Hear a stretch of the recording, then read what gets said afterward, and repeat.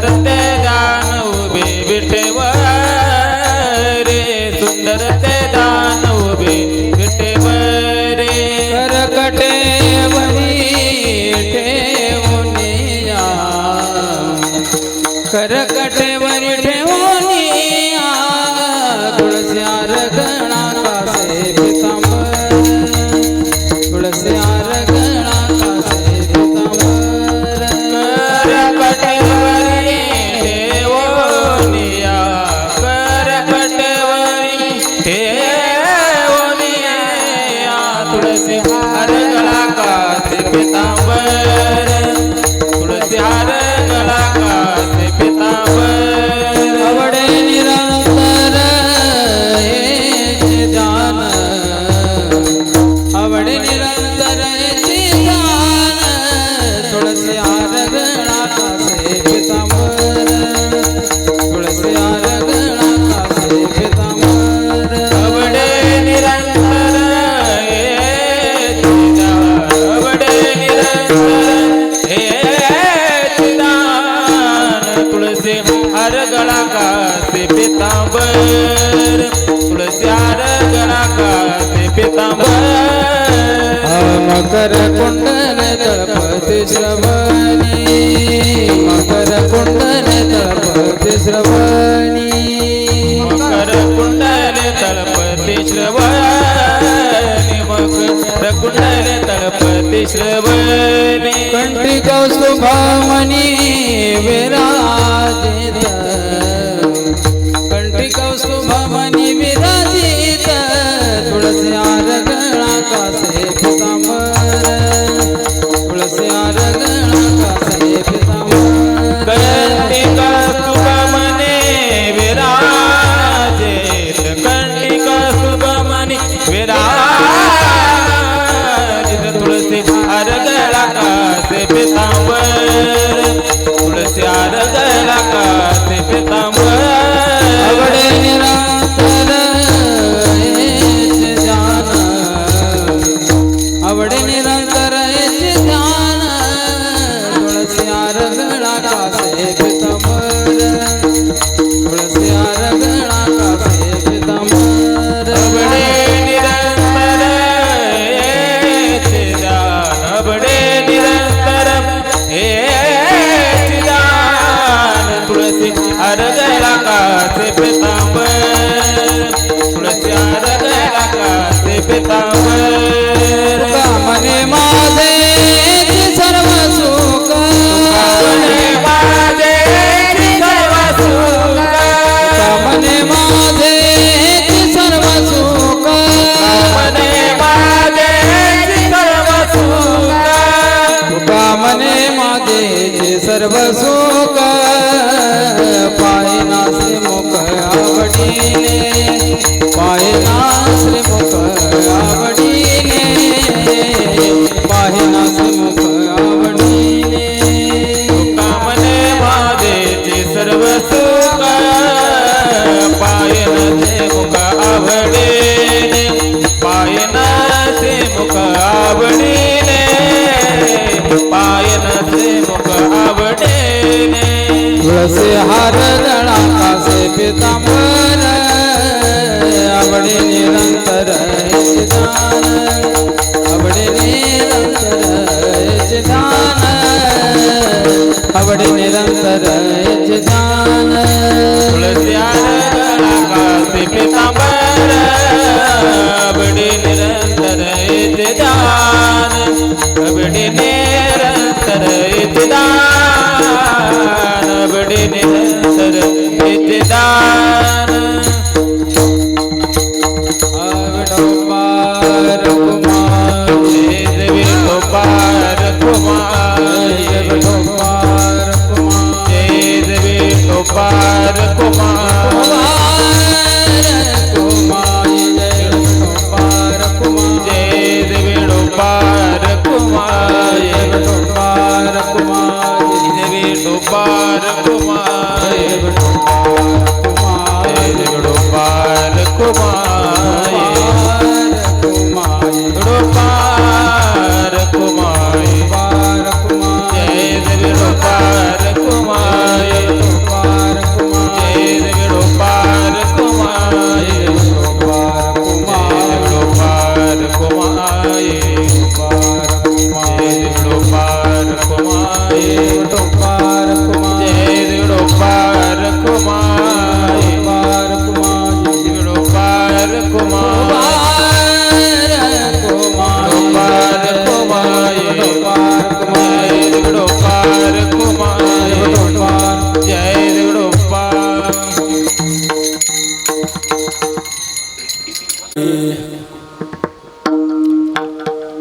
रामकृष्ण हरे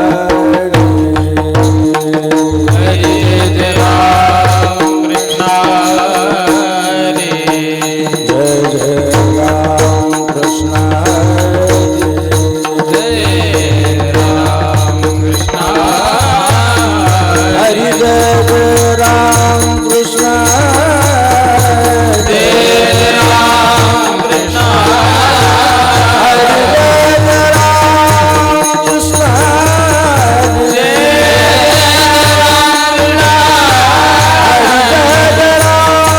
कृष्ण हरे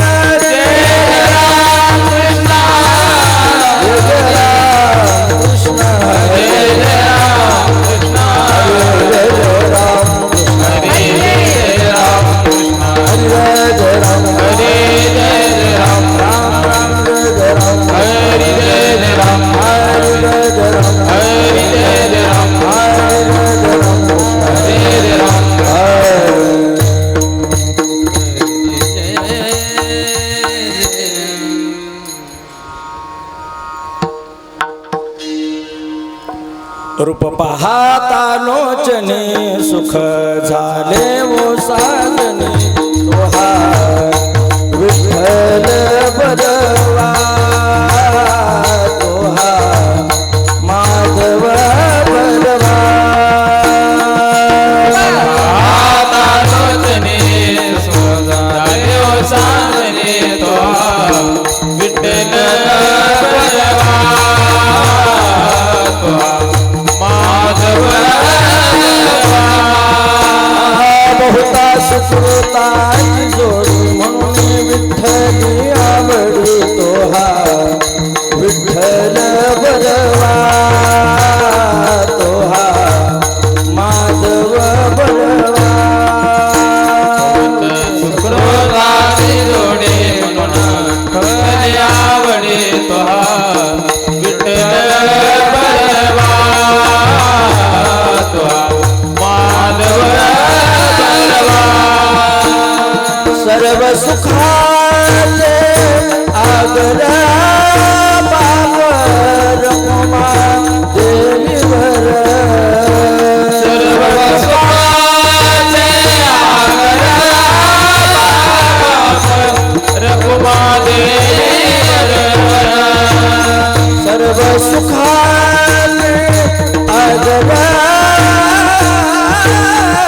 बाबर उमा देवीवर सर्व सुखाचे आगर बाप रघुमा देवर तुहा विठ्ठल बरवा तुहा माधव बरवा तुहा विठ्ठल बरवा तुहा माधव बरवा सुखाचे आगर बाप रघुमा देवर तो विठ्ठल बरवा तो माधव बरवा हरे जय जय राम कृष्ण हरे जय जय राम कृष्ण हरे जय जय राम कृष्ण हरे जय जय राम कृष्ण हरे जय जय राम कृष्ण हरे जय जय राम जय राम कृष्ण हरे जय जय राम कृष्ण हरे जय जय राम कृष्ण हरे जय जय राम जय जय राम जय जय राम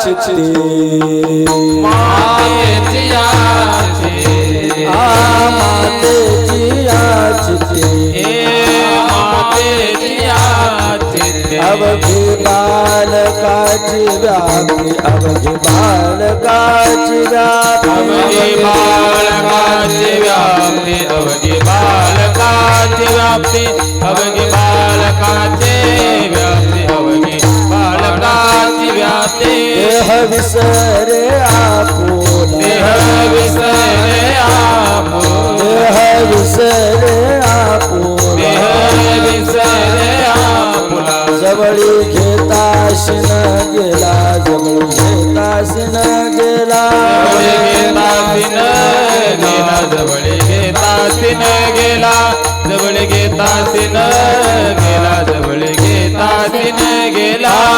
व्याधीचा कळवळा व्याधीचा कळवळा जीव बहुत कोबळा जीव बहुत कोबळा बहुत कोवळा जीव बहुत कोवळा जीव बहुत कोवळा जीव बहुत कोवळा तुका संता पुढे तुका संता तुका संता पायी झोंबे लाडे कोडे पायी झोंबे लाडे कोडे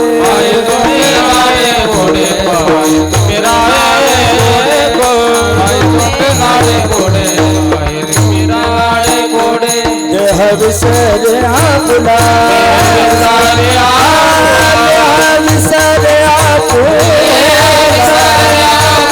जवळी घेताशीन गेला जवळी घेताशीन गेला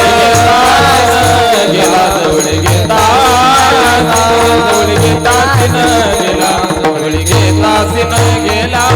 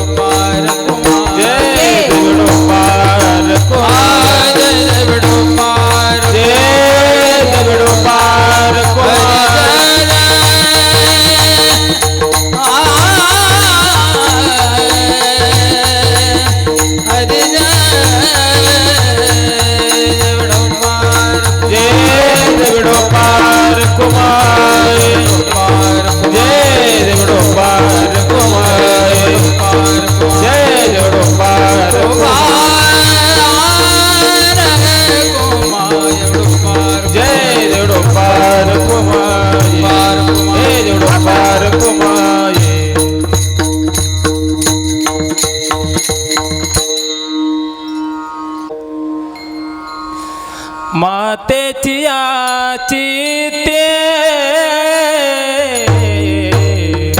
मातेची चिते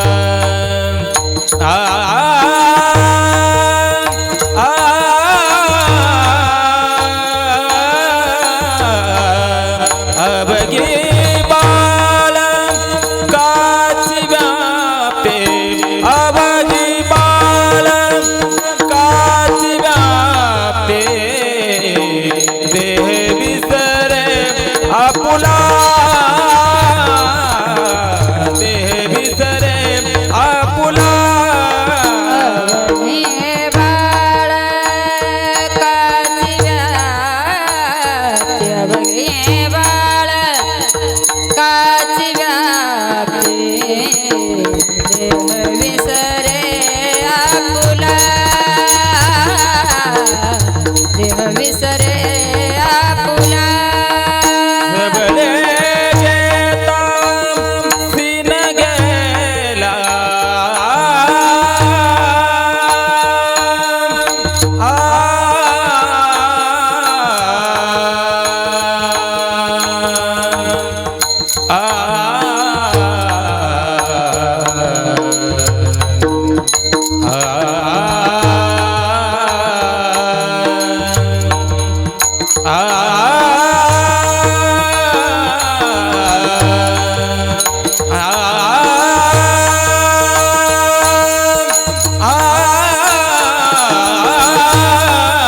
सबले गेला सीन गेला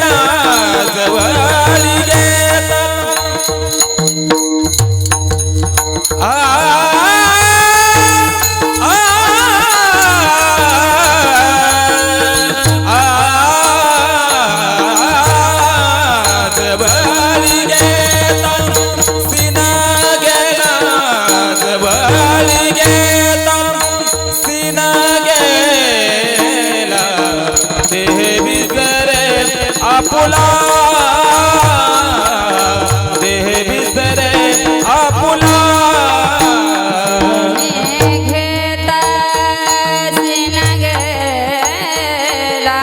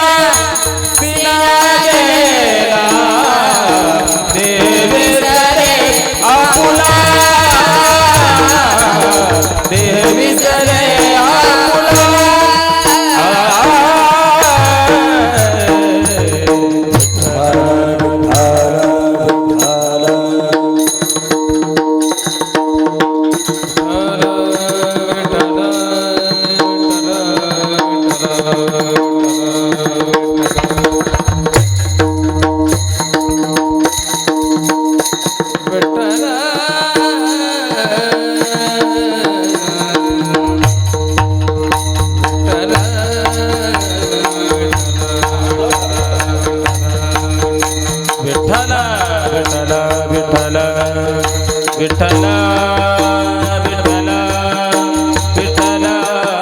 विठ्ठला विठ्ठल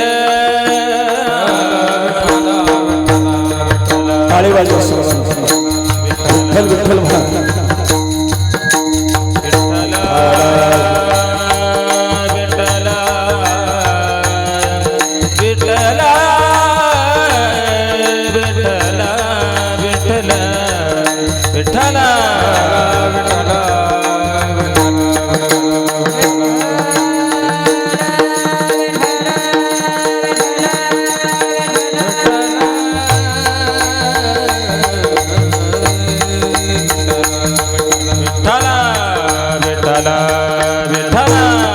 विठ्ठल विठ्ठल विठ्ठल विठ्ठल विठ्ठल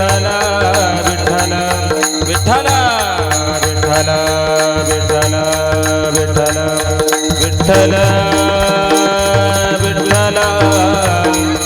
विठ्ठल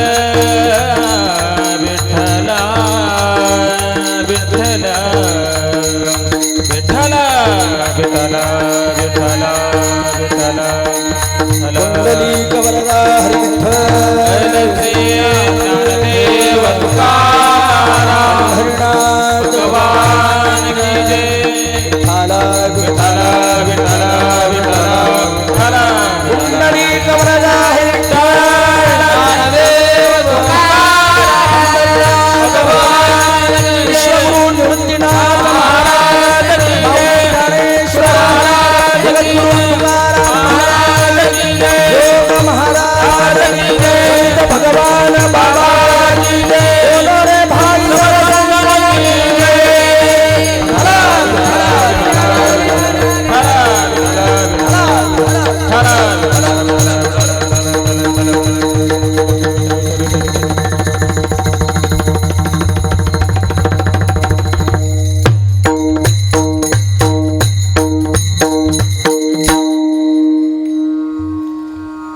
मातेची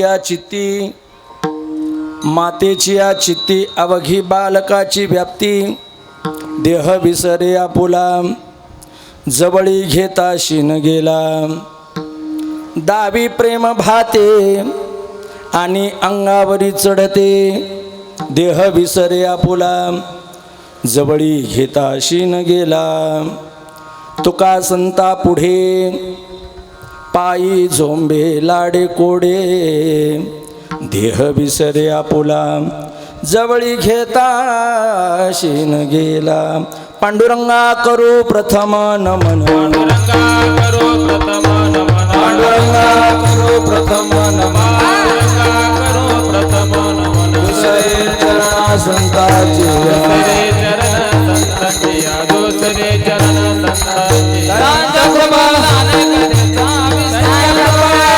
कथेचा विस्तार प्रमाणाने कथेचा त्यांच्या कृपादाने कथेचा विस्तार सद्गुरुदास तुका सद्गुरुदास तुका बाबाजी सद्गुरुदास तुका महायोग पीठे तटे भीमरथ्यां वरं पुंडरिकाय धातुं मुनीन्द्रैः समागत्य तिष्ठन्तमानन्द कंदं परब्रह्मलिंगं भजे पांडुरंगं यदक्षरमणाख्यमानन्दमज केवलं श्रीमन्निवृत्तिनाथेति ख्यातं दैवतमाश्रयेत् अलङ्कापुरी रम्यशिवासनस्थं पदाम्बोजे तेजस्फुरद्दिक्प्रदेशं विधीन्द्रादिदेवै सदा स्तूयमानं समाधिस्थमूर्तिं भजे ज्ञानदेवं रामाय रामभद्राय रामचन्द्राय वेदसे रघुनाथाय नाथाय सीताया पते नमः मस्तक हे पायावरी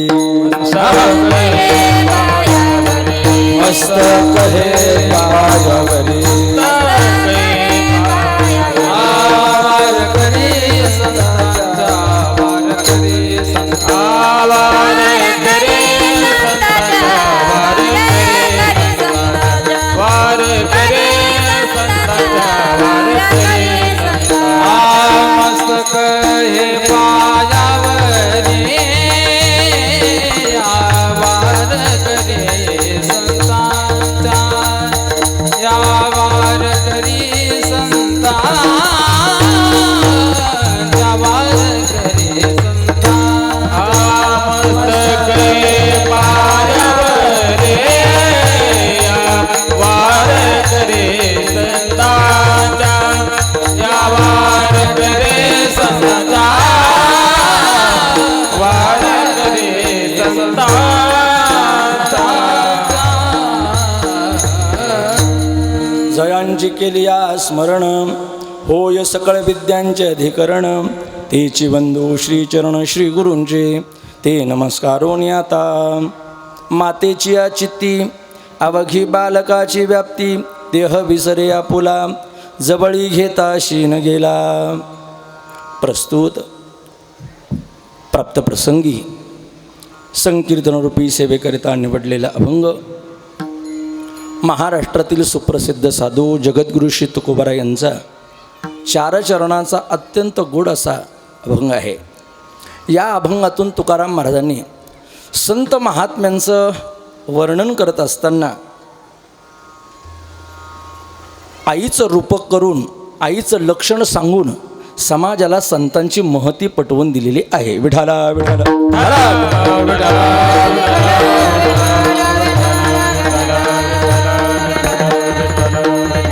कुंडली कवरला हरी पंढरीनाथ माऊली ज्ञानेश्वर गुरु तुकाराम महाराज विठ्ठला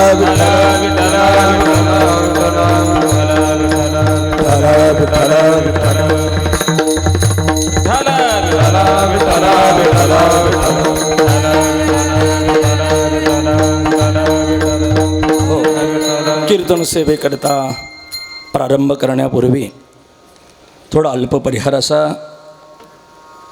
आज या पुण्यपावन दोडी नगरीमध्ये हा जो प्रथम पुण्यस्मरणाचा कार्यक्रम संपन्न होतो आहे तो कैलासवासी मातोश्री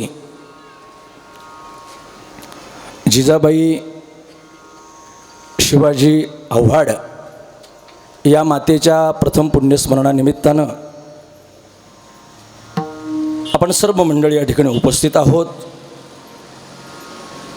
आज या मातेला जाऊन 1 वर्ष पूर्ण होत आहे आणि त्याच अनुषंगानं हा वर्षश्राद्धाचा कार्यक्रम ज्याला आपण प्रथम पुण्यस्मरण म्हणतो या आव्हाड परिवारानं संपन्न केलेला आहे, साजरं केलेलं आहे. त्यांच्या दुःखात सहभागी होण्याकरता आप्तेष्ट, गणगोत, नातेवाईक सगळे सोयरे आणि वारकरी संप्रदायातले आपण बहुतांश मंडळी या ठिकाणी उपस्थित आहात.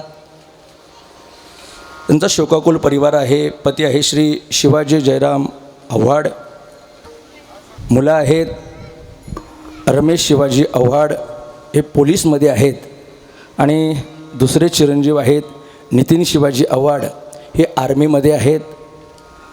मुली आहेत सविता मधुकर घुगे आणि मनीषा मारुती आंधळे. भाचे आहेत श्री सुदाम सीताराम बोडके मोह, समस्त बोडके परिवार, आव्हाड परिवार, दोडी ग्रामस्थ आणि उपस्थित सर्व नातेवाईक. खरं तर 1 वर्ष झालं आजच्याच दिवशी या मातेच्या जाण्यानं या संपूर्ण परिवाराला झालेली शोककळा, झालेलं दुःख, असह्य अशा वेदना होत्या. आणि त्या वेदनांना सहन करत करत करत प्रत्येक दिवस आईच्या स्मरणामध्ये या लेकरांचा गेला असावा. वैदिक हिंदू धर्म पद्धतीनुसार गेलेल्या माणसाचं श्राद्ध करणं हे क्रमप्राप्त आहे.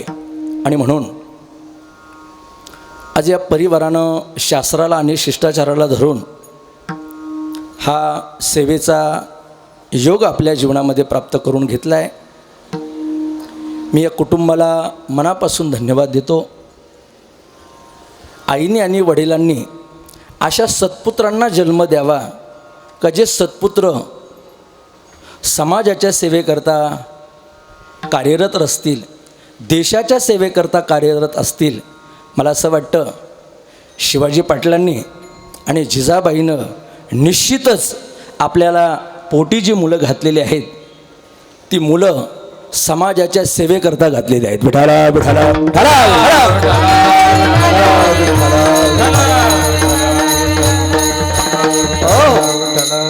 आणि अशा पुण्यवान मातेचा हा सोहळा करण्याचं सद्भाग्य मला प्राप्त होतं आहे. हे माझं परमभाग्य आहे. तुका म्हणे माझं घडो त्यांची सेवा, तरी माझ्या दैवापार नाही. या परिवाराचे नातेवाईक असणारे खंबाळे गावचे ग्रामस्थ आमचे पंढरीनाथ भाऊ तोंडे पाटलांकडून, नितीन भाऊंकडून ही विशेष प्रकारची आमंत्रण पत्रिका आमच्या सर्वांपर्यंत पोचली. त्यांना धन्यवाद देतो. आज या कीर्तन सेवेकरता अनेक संत महंत गायक वृंदांची या ठिकाणी उपस्थित आहे.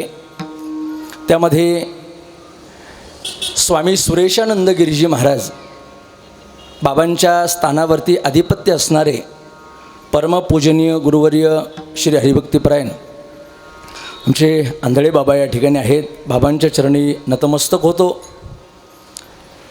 कीर्तन सेवेकरता गायनाची साथ म्हणून महाराष्ट्रातली एक ख्यातनाम भजन सम्राट मंडळी आपल्याकडे आहेत.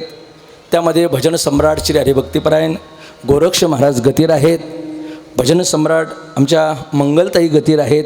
भजन सम्राट आमचे हनुमान महाराज गतीर आहेत. मृदंगाची सेवा करण्याकरता ज्ञानेश्वर माऊली लहाने आहेत. ही आमची सगळी संत तुकाराम भजनी मंडळी या ठिकाणी उपस्थित आहेत.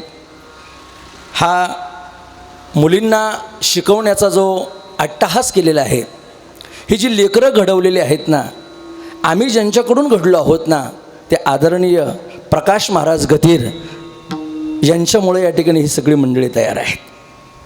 त्यांनाही धन्यवाद आहेत. गोड अशी साऊंड सिस्टीम आहे, विनेकरी आहेत. या संपूर्ण कार्यक्रमाचं लाईव्ह चित्रीकरण ज्यांच्याकडून होत आहेत ते ज्ञानप्रबोध यूट्यूब चॅनलचे सर्व आमचे नैनेशदादा चव्हाण, त्यांनाही धन्यवाद आहेत.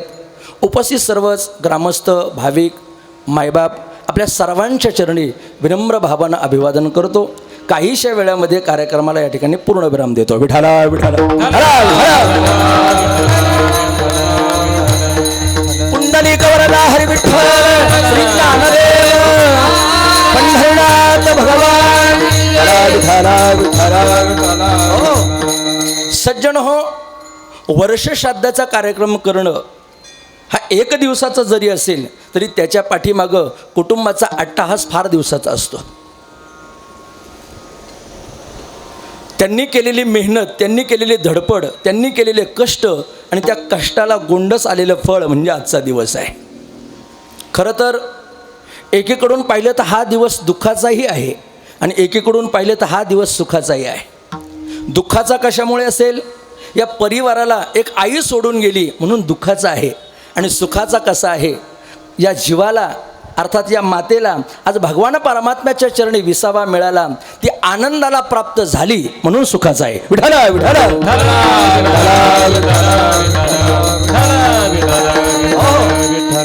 काही मंडळी म्हणतील का हो महाराज, मग हे पुण्यस्मरण जर या आव्हाड परिवारानं साजरं केलेलं आहे, ब्राह्मणाकडून पूजाविधी आटोपलेला आहे, मग हे कीर्तन कशा करता आपण आयोजित केले? 1 तास 1.5 तास ही सेवा तुम्ही कशा करता करता आहात? तर त्याची काही घटना मी आपल्यापुढे मांडतोय. श्रोते हो, कुठलंही कर्म करत असताना, कुठलंही कार्य करत असताना त्याच्यामध्ये थोडा उणेधुणेपणा असतो, कमी अधिकपणा असतो. आणि तो कमी अधिकपणा जाण्याकरता भगवान परमात्म्याचं नामस्मरण हे अत्यंत प्रभावी आहे, श्रेष्ठ साधन आहे. ज्ञानोबा म्हणतात, नाम जप यज्ञ तो परम, बाधू न शके स्नानादी कर्म, नामे पावन धर्माधर्म, नाम परब्रह्म वेदार्थे. म्हणून या नामानं जीवनामधली सगळी कामं पूर्ण व्हावी एवढ्याकरता वर्ष श्राद्धमध्ये कीर्तन आयोजित केलं जातं. ज्ञानोबा म्हणतात, आरंभी आवडे आदरे आले नाम. टाळ टाळ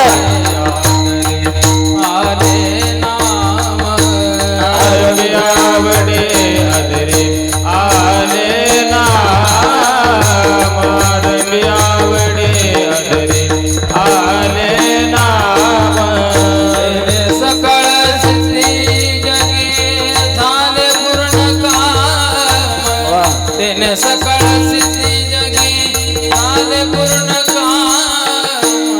रामकृष्ण गोपाळा, रामकृष्ण गोविंद गोपाळा. सकळ सिद्धी जगी आले पूर्ण काम. सकळ सिद्धी जगी आले पूर्ण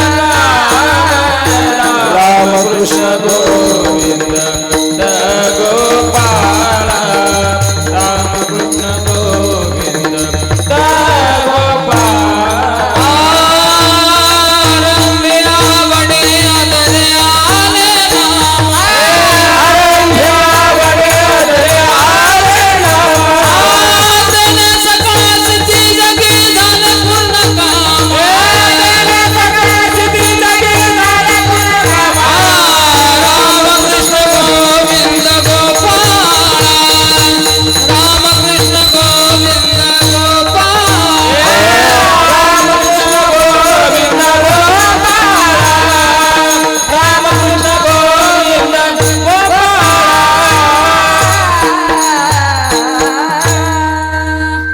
सज्जन हो, माणसाचं जीवन हे कर्माच्या अधीन आहे.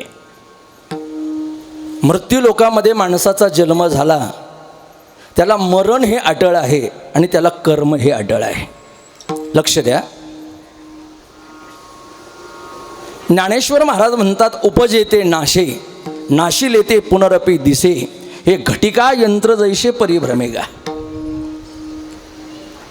ज्याचा जन्म आहे त्याचं मरण आहे आणि जो जन्म मरणाच्या या विळख्यामध्ये सापडलेला आहे त्याला कर्म हे करावंच लागणार आहे. सोपं उदाहरण सांगतो. एखाद्या माणसाचे हातपाय बांधले आणि त्याला गाडीमध्ये दोडीमधून टाकलं, गाडी सिन्नरच्या दिशेनं चालली आहे. आता सिन्नरच्या दिशेनं मार्गक्रमण करणारी गाडीमध्ये तो हातपाय बांधलेला मनुष्य कितीही म्हटला मला आता सिन्नरला जायचं नाही आहे, मला सिन्नरला जायचं नाही आहे, तर त्याचं म्हणणं हे निरर्थक ठरणार आहे. का ठरणार आहे? त्याचं कारण हे मंडळी, त्याचे हातपाय बांधलेले आहेत, ड्रायव्हरनं गाडीसुद्धा सुरू केलेली आहे आणि हायवेनं गाडी आता मार्गक्रमण केलेली आहे. आता त्यानं कितीही नाही म्हटलं तरी त्याला सिन्नरला जाणं हेच योग्य आहे. हा जसा दृष्टांत आहे तसा सिद्धांत आहे. आपण या मृत्यूलोकामध्ये जन्माला आलेलो आहोत. कर्माच्या बुंथ्यामध्ये आपण बांधल्या गेलेलो आहोत. कर्मानं आपले हातपाय बांधलेले आहेत. इथं कितीही नाही म्हटलं तरीसुद्धा आपल्याला कर्म करावंच लागणार आहे आणि कर्म करूनच मरावं लागणार आहे. विठाला विठाला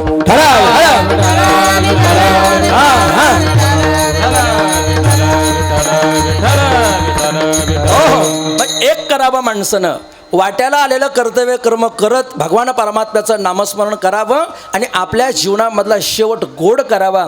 तुकोबाराय म्हणतात, मी माझ्या जीवनामध्ये वाट्याला आलेलं कर्तव्य कर्म केलं आणि ते कर्तव्य कर्म करत असताना प्रपंचही बाजूला केला नाही आणि परमार्थही बाजूला केला नाही. दोघांची सांगड घातली आणि जीवनाचा शेवट गोड करून घेतला. शेवट तो भला माझा माझा बहु गोड झाला, माझा बहु गोड झाला.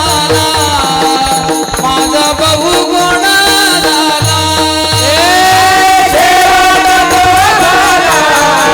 माझा बहु गोड झाला, माझा बहु गोड झाला. भला माझा बहु गोड झाला,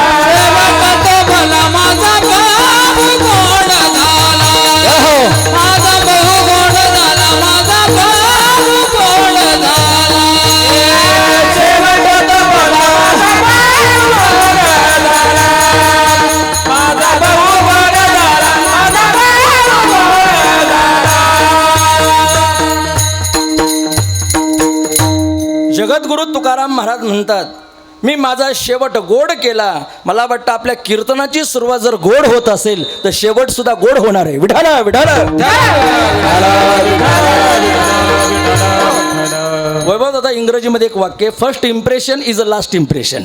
पहिलं इम्प्रेशन जे पडतं ना ते शेवटपर्यंत राहतं. विठाला विठाला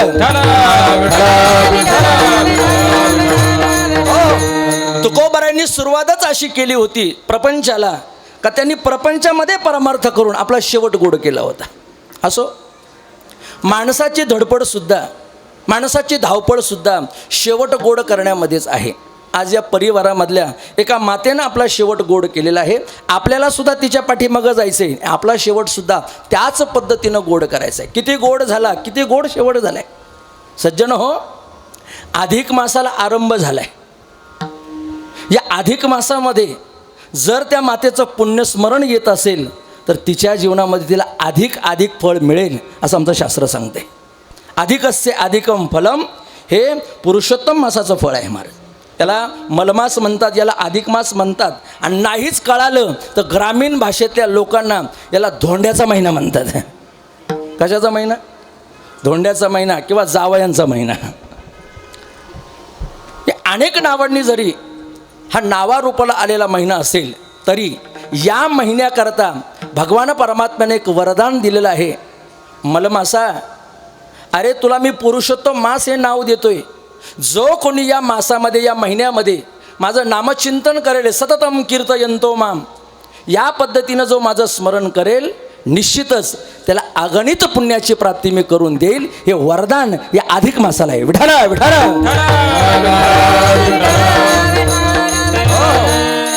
आणि मग या मातेचं काय भाग्य असेल का या पुण्य पावन महिन्यामध्ये तिचं स्मरण होते, तिचं पुण्यस्मरण होते. सज्जन हो, का पुण्यस्मरण केली पाहिजे याची दोनच कारणं मी आपल्यापुढे उद्घोषित करतो आणि अभंगाच्या दिशेने वाटचाल करतो. एक, पुण्यस्मरण एवढ्या करता करावं, शास्त्रानं सांगितलेला आचार आहे म्हणून पुण्यस्मरण करावं, याला शास्त्राचार म्हणतात. आणि दोन, श्रेष्ठांनी याचं आचरण केलेलं आहे म्हणून याला श्रेष्ठाचार म्हणतात. त्याकरता हे पुण्यस्मरण करावं. शब्द बारकाईने लक्षात घ्या, आपण जाणकार मंडळी आहात. शास्त्राचार आणि श्रेष्ठाचार. वैदिक धर्मानं सांगितलंय, आई वडील ज्या दिवशी जातील तो दिवस म्हणजे तुमच्याकरता अत्यंत पुण्यदायी आहे.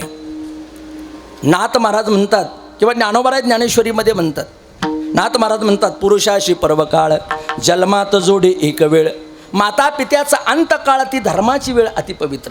ज्ञानोबाराय म्हणतात का सोमसूर्यादी ग्रहणे येवणी करती पार्वणे माता पितर मरणे अंकित जे दिवस. 2 पुरावे आपल्या पुढे सादर केलेत, नाथांचा आणि ज्ञानोबारायांचा. मला असं वाटतं आज या लेकरांच्या दृष्टीनं, आज या मुलांच्या दृष्टीनं सगळ्यात महत्त्वाचा पर्वकाल जर काय असेल तर त्या आईचा पुण्यस्मरणाचा हा पर्वकाल आहे. आजच्या दिवशी यांनी अन्नदान केलेलं आहे, यांनी वस्त्रदान केलेलं आहे, यांनी द्रव्यदान केलेलं आहे. या सगळ्या दानाचा हिस्सा जो आहे, वाटा जो आहे, या गेलेल्या जीवात्म्याला प्राप्त होणार आहे. विठाला विठाला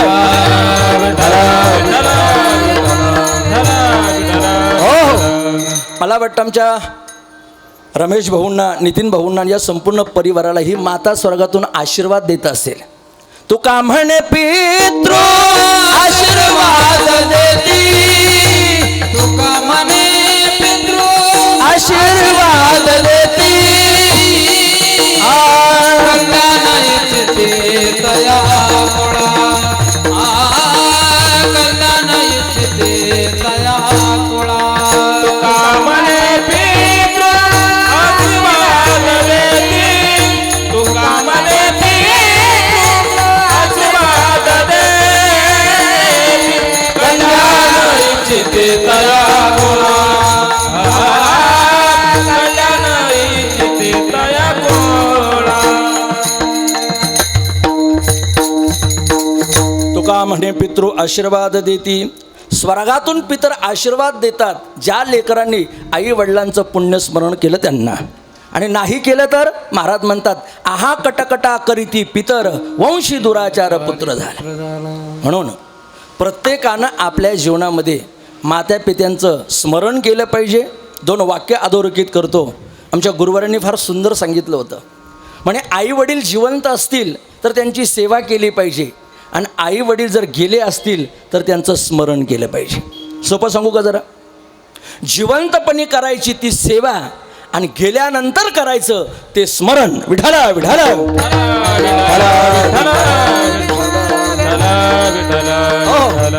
आपण जे करतोय ना महाराज, हे पुण्यस्मरण आहे. पुण्यवंताचं केलं जाणारं स्मरण त्याला पुण्यस्मरण म्हणतात.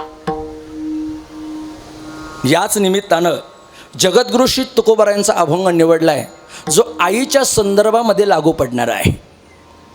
वर्णन संतांचं जरी केलेलं असेल तरी लक्षण मात्र या अभंगाच्या 3ही चरणामध्ये आईचं सांगितलेलं आहे.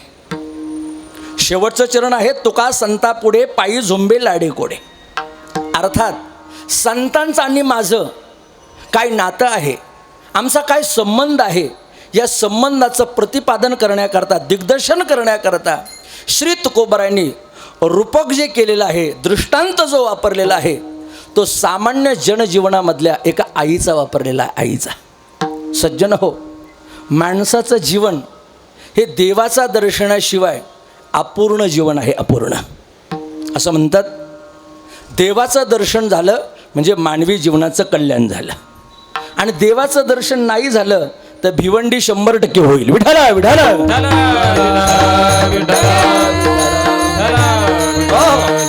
तुका म्हणे जन्म आल्याचे सार्थक विठ्ठलाची एक देखली.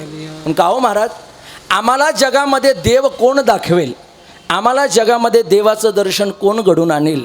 नाथ महाराज म्हणतात त्याच्याकरता तुम्हाला संत महात्मे पाहिजे. बरं, हरी प्राप्तीसी उपाय, हरि प्राप्ति से उपाय, हरि प्राप्ति से उपाय, हरि प्राप्ति से उपाय. धरावे संतांचे पाय, धरावे संतांचे पाय पाय, तेने साधती साधने साधने. धरावे संतांचे ते पाय, धरावे संतांचे ते पाय, साधती साधने, साधती साधने. हरि प्राप्ती से उपाय,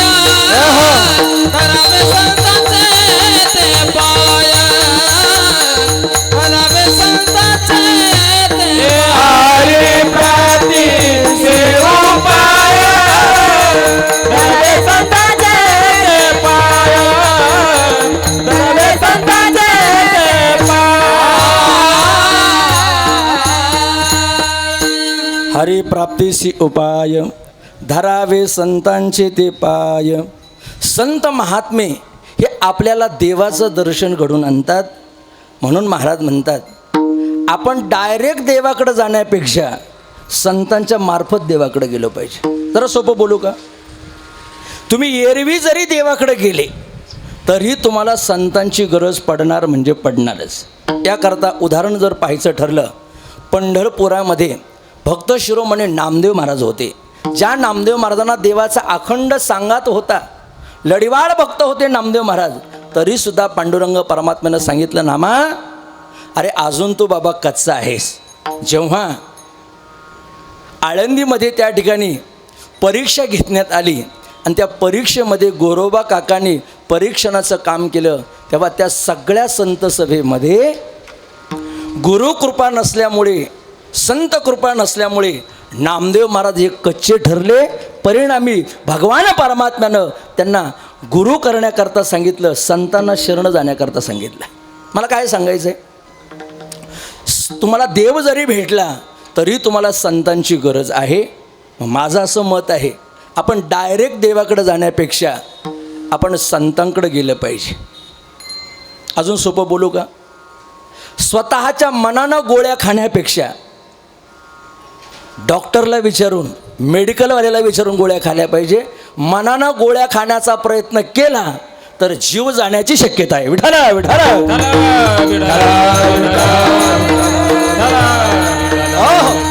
ज्ञानेश्वर महाराज हरिपाठामध्ये म्हणतात ना, मनोमार्गे गेला तो हरिपाठी स्थिरावाला तोची धन्य. देवाचं दर्शन घ्यायचं ना, मग जा संतांकडं, संत महात्म्यांची सेवा करा आणि संतांकडून तुम्ही देवापर्यंत या.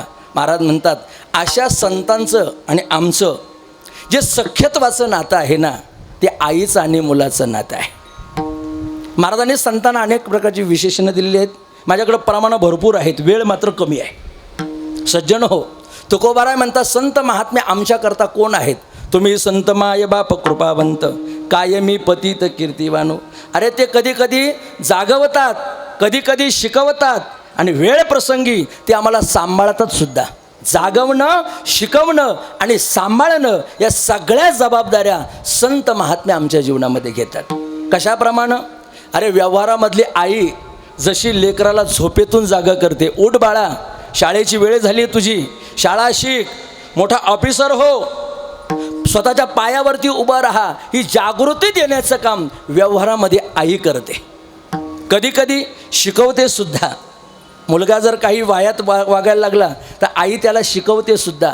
आणि शेवट सांगू, स्वतःच्या जीवाची पर्वा न करता ती आई लेकरांना सांभाळते सुद्धा.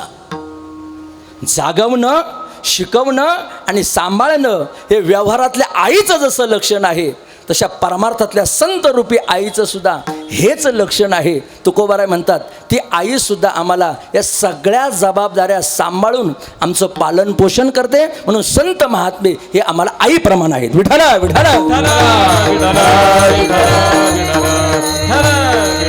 हो.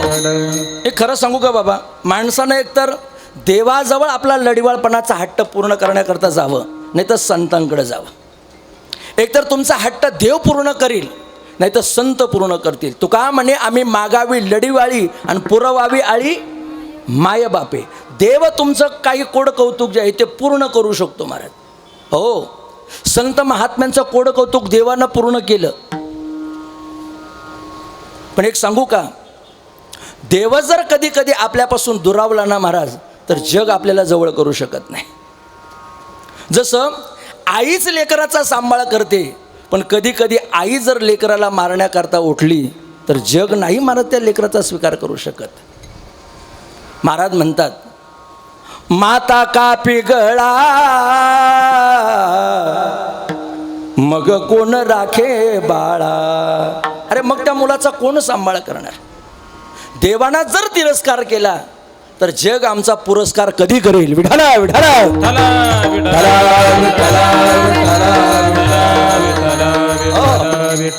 छोटीशी रामायणामधली घटना आहे का. रामप्रभू युद्धाच्या वेळेला एका तळ्याच्या कडेला बाण असा त्या ठिकाणी घासत होते. पाणी घ्यायचे त्या डबक्यामधलं आणि दगडावरती तो बाण घासायचे. 2-4दा तो बाण डबक्यामध्ये बुडवला आणि टोकाला धार लावू लागले. सज्जन हो, जेव्हा तो बाण पाण्यामध्ये बुडवला जायचा तेव्हा अचानक प्रकारे कुठंतरी त्या पाण्यामध्ये एक बेडूक वसलेला होता. त्या बेडकाच्या अंगाला स्पर्श झाला, तो बाण टोचला, त्याच्या अंगातून रक्त बाहेर यायला लागलं. रामप्रभूंनी पाहिलं, अरे बापरे, सगळं पाणी त्या ठिकाणी रक्तमय झाले, नक्कीच याच्यामध्ये कुठला तरी जीव असेल. बारकाई नाही का?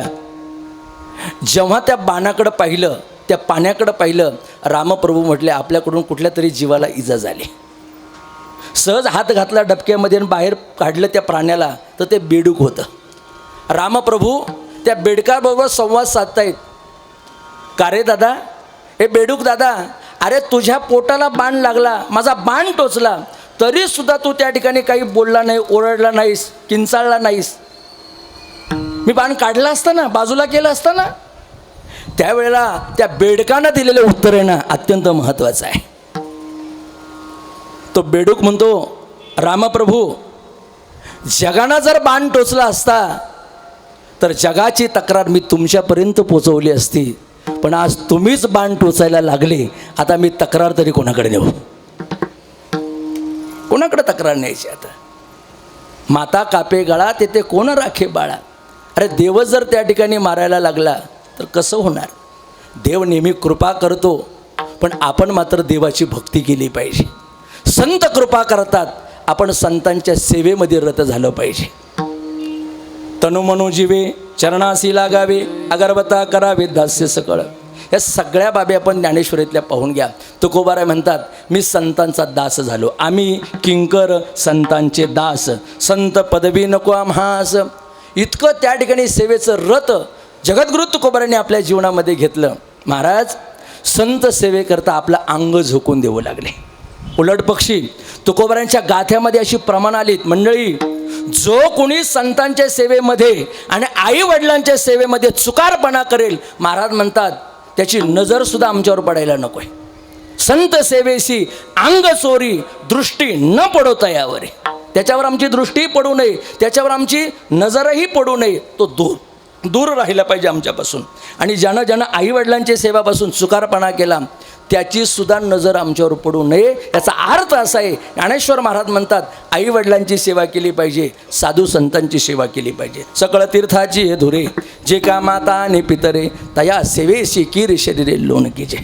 सज्जन हो, आज या कुटुंबाचं जेवढं कौतुक करता येईल तेवढं कमी आहे महाराज. या मातेनं एक सत्पुत्र पोलीस खात्यामध्ये दिलेलं आहे समाजाची सेवा करण्याकरता, आणि एक सत्पुत्र हा देशाची सेवा करण्याकरता आर्मीमध्ये दिलेला आहे. निश्चितच यांच्याकरता आपण जोरदार टाळी वाजवली पाहिजे, मला जोरदार टाळी वाजवली पाहिजे. तुकोबाराय म्हणतात, तयाचा हरिक वाटे देवा, वाटे देवा, तयाचा हरिक वाटे देवा, वाटे देवा, तयाचा हरिक वाटे देवा, वाटे देवा, तयाचा हरिक वाटे देवा. पुढे कन्या पुत्र होती जे सात्विक, पुढे कन्या पुत्र होती जे सात्विक, पुढे कन्या पुत्र होती जे सात्विक, कन्या पुत्र होती जे सात्विक, तयाचा हरिक वाटे देवा, तयाचा हरिक वाटे देवा, तयाचा हरिक वाटे देवा, वाटे देवा, तयाचा हरिक वाटे देवा, वाटे देवा, तयाचा हरिक वाटे देवा, वाटे देवा, तयाचा हरिक वाटे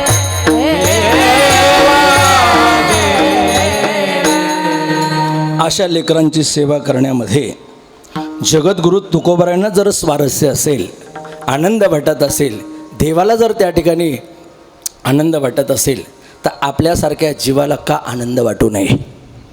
जीवनामध्ये चांगल्याची सेवा करा, संतांच्या सानिध्यामध्ये राहा. तुकोबाराय म्हणतात, मी माझ्या जीवनामध्ये संत संगती करण्याचा प्रयत्न केला. तुका संतापुढे पायी झोंबे लाडे कोडे. जसं लेकरू आईच्या स्तनाजवळ गेल्यानंतर झट घालतं ना महाराज,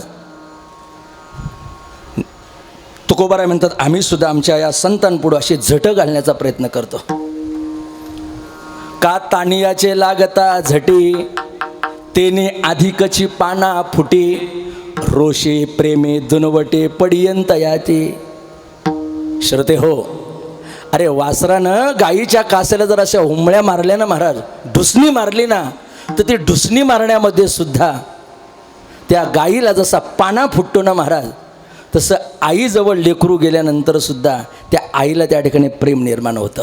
संतरूपी आईला हे जीवरूपी लेकरं गेल्यानंतर इतका आनंद होतो, इतका आनंद होतो, कारण ही आई या लेकरांचा उद्धार करण्याकरताच आलेली असते. जगाच्या कल्याण संतांच्या विभूती, देह कष्टविधी परोपकारे. तुकोबाराय म्हणतात असे संत हे आम्हाला आईप्रमाणे आहेत, आईप्रमाणे. विचारलं जीवाने काही का हो, मग सांगा त्या आईचं लक्षण तरी काय आहे, काय करते ती आई लेकरा करता, त्या आईचं जीवन कसं असतं. जगद्गुरू तुकोबाराय म्हणतात, सांगतो गड्यांनो, ती आई सतत आपल्या चित्तामध्ये त्या लेकराचं चिंतन करत असते, मुलाविषयी कळवळा निर्माण होत असतो. त्या व्यतिरिक्त तिच्या चित्तामध्ये काहीच नसतं.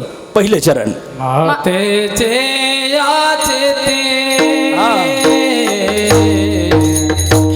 मातेचे याचे ते,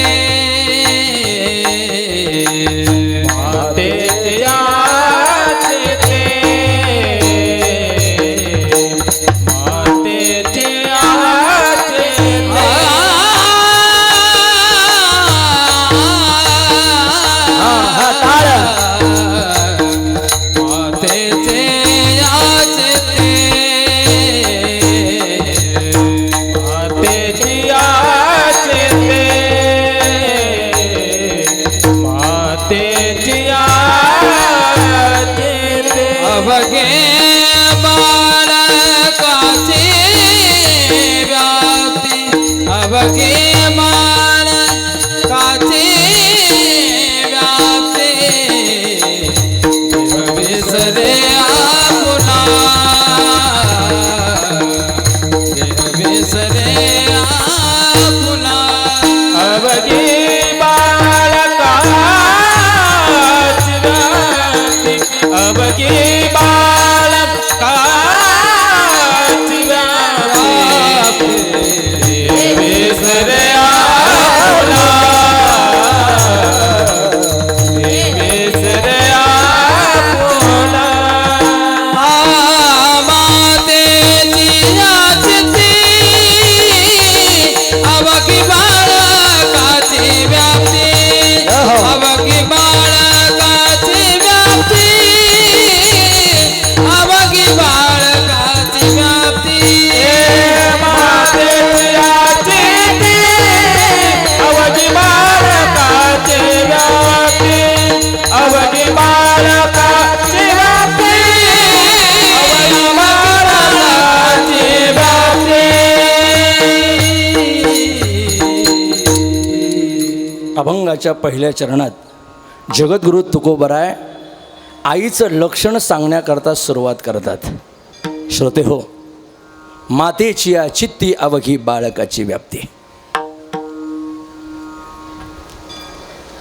या भारतातली माती सुद्धा श्रेष्ठ आहे आणि या भारतामधली माता सुद्धा श्रेष्ठ आहे. बरं, फक्त विलांटी त्या ठिकाणी फरकाला पडते, माती आणि माता.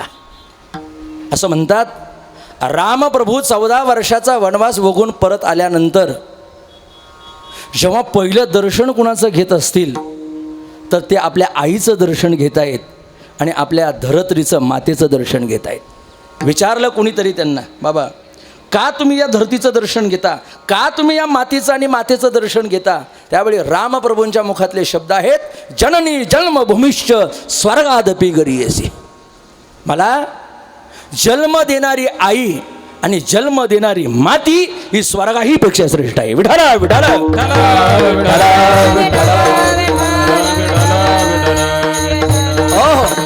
आणि एक गोष्ट मी स्वाभिमानानं सांगेल बरं का, या संपूर्ण भारताचा जर आपण विचार केला तर भारताचे 2 तट पडतात, एक उत्तर भारत आणि एक दक्षिण भारत, बरोबर ना.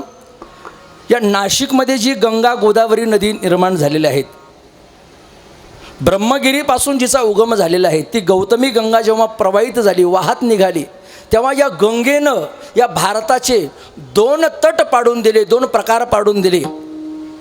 गोदावरीच्या पलीकडचा जो प्रदेश आहे त्याला उत्तर प्रदेश म्हणतात आणि गोदावरीच्या अलीकडचा जो प्रदेश आहे याला दक्षिण प्रदेश म्हणतात. तुम्ही भौगोलिकदृष्ट्या पहा, तुम्ही आध्यात्मिकदृष्ट्या पहा, संपूर्णतः नाशिक जिल्हा जो आहे, आपली पंचक्रोशी जी आहे ही पुण्यपावन आहे महाराज. याही पुढं बोलू का. उत्तर प्रदेश ही देवाची भूमी असेल, पण महाराष्ट्र ही संतांची भूमी आहे महाराज. पवित्र ते कोण पावन तो देश, जेथे हरीचे दास जन्म घेते, जेथे हरीचे दास जन्म घेते. पवित्र ते पावन तो देश, जेथे हरीचे दास जन्म घेते, तेथे हरीचे दास जन्म. पवित्र ते कोण पावन तो देश, जेथे हरीचे दास जन्म घेती, जेथे हरीचे दास जन्म घेती, जेथे हरीचे दास जन्म घेती. ते कुळ पावन तो देश, तेथे हरीचे दास जन्म घेती, तेथे हरीचे दास जन्म घेती, तेथे हरीचे दास जन्म घेती. पवित्र ते कुळ पावन तो देश, जेथे हरीचे दास जन्म घेते. हो, ज्ञानेश्वर महाराज महाराष्ट्रामधले संत, तुकाराम महाराज महाराष्ट्रामधले संत, निवृत्तीनाथ महाराज महाराष्ट्रामधले संत. अगदी सोपं बोलतो, जवळचं उदाहरण सांगतो. आपण ज्या वंशामध्ये जन्माला आलो, ऐश्वर्य संपन्न संत भगवान बाबा सुद्धा हे महाराष्ट्रामधले संत आहेत महाराज. माऊली, मी जाहीरपणे सांगेल, पाण्यावर बसून ज्ञानेश्वरी वाचणारा या जगामध्ये एकच संत झाला आणि त्यांचं नाव आहे ऐश्वर्य संपन्न भगवान बाबा. भगवान बाबा खूप ज्ञानेश्वरीवरती प्रेम महाराज. आजही भगवान गडावर जर आपण गेलात, न्यायाचार्य गुरुवर्य नामदेव महाराज शास्त्री हे सर्वसामान्य साधक विद्यार्थ्यांना ज्ञानेश्वरी ग्रंथ शिकवतात. ज्ञानेश्वरी ग्रंथ प्रेम आहे ज्ञानेश्वरीवरती. भगवान बाबांपासून प्रचलित आलेली परंपरा ती आजही टिकवण्याचं काम या संत महात्म्यांनी केले. महाराष्ट्र ही संतांची भूमी आहे. आमचे आळंदीमधले गुरुवर्य शांतीब्रह्म मारुती बाबा कुरेकर नेहमी एक वाक्य सांगतात, महाराष्ट्रामध्ये संतांचं उभं पीक आहे महाराज. उभं पीक, भरपूर संत आहेत महाराज. अरे दगड उचलला तर इथं संत पाहायला भेटतील. हो, कीर्तनकार, प्रवचनकार, गायक, वादक, गुणीजन ही महाराष्ट्रामध्ये रेलचल भरलेली आहे महाराज. याचं कारण आहे या संतांची पुण्याई आपल्या पाठीमागे आहे. विठाला विठाला.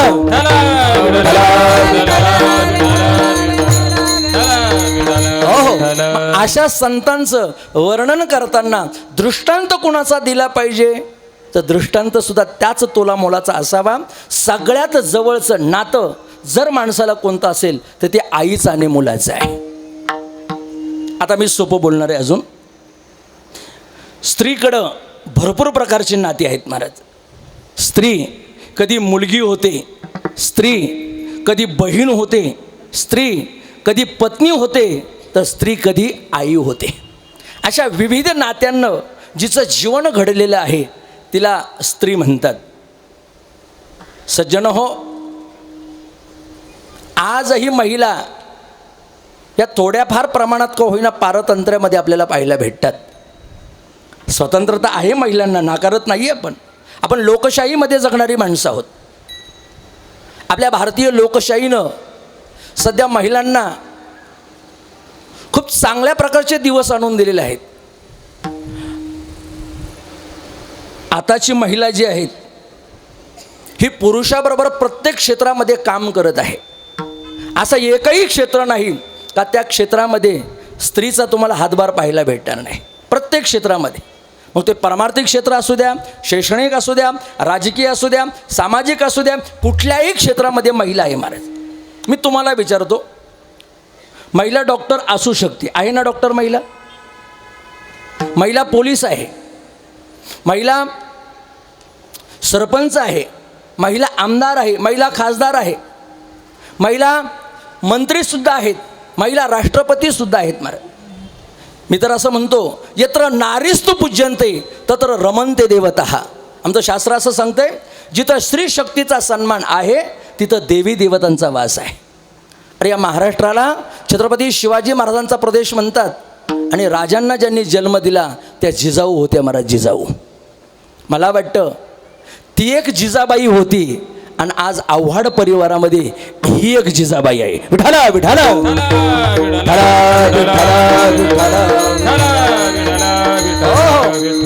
त्या जिजाबाईनं आपला सत्पुत्र महाराष्ट्राच्या कामी दिला आणि याही जिजाबाईनं आपले सुपुत्र महाराष्ट्राच्या कामी दिले महाराज.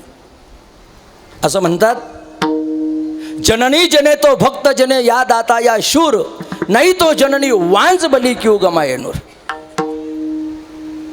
भागवतामध्ये असा विचार आलाय, त्या विरोचन राजाची पत्नी गरोदर होती म्हणे आणि पूर्वीच्या काळी सती जाण्याची प्रथा होती. आपल्याला कल्पना असेल, सती जाण्याची प्रथा ही आता अलीकडं बंद केली बरं, नाही तर अजूनसुद्धा 100 वर्षाच्या काळामध्ये, 50 वर्षाच्या काळामध्ये पती मरण पावल्यानंतर सती जावं लागायचं स्त्रीला. आणि याकरता उभ्या महाराष्ट्रामध्ये मी बऱ्याच वेळेला कीर्तनातून श्री क्षेत्र खंबाळे गावचा उल्लेख केलेला आहे. खंबाळे गावामधली एक आंधळे परिवारातली स्त्री येवल्या तालुक्यात सत्तेगावला दिली आणि त्या मायमाऊलीनं आपल्या पतीच्या जाण्यानंतर आपलं जीवन पतीबरोबर त्या ठिकाणी समर्पित केलं. म्हणून तेव्हापासून एक म्हण पडली, शूर ओळखावा रणी, साधू ओळखावा मरणी आणि सती ओळखावी सरणी. विठाला विठाला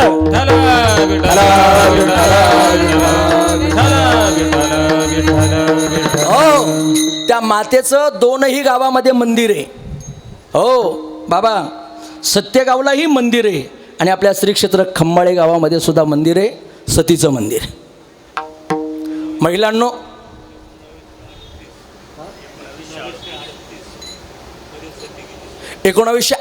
मध्ये ती माय माऊली पतीबरोबर सती गेली. माता माऊल्यांनो, आज तुमचं भाग्य फार चांगले. आज स्त्रीला लोकशाहीनं असं स्वतंत्र दिलेलं आहे का पती जरी मरण पावले तरीसुद्धा स्त्रीला त्या सरणामध्ये, चितेमध्ये उडी टाकायची गरज नाही आहे. जनरल नॉलेज जर आपण वाचत असाल, माहिती असेल तर आपल्याला कळेल, ही सतीची प्रथा बंद करणारे जर कोण असतील तर राजा रामदेवराय होते. त्या काळामध्ये जर त्यांनी ही प्रथा बंद केली नसती तर मला वाटतं आजही ती प्रथा चालू असते.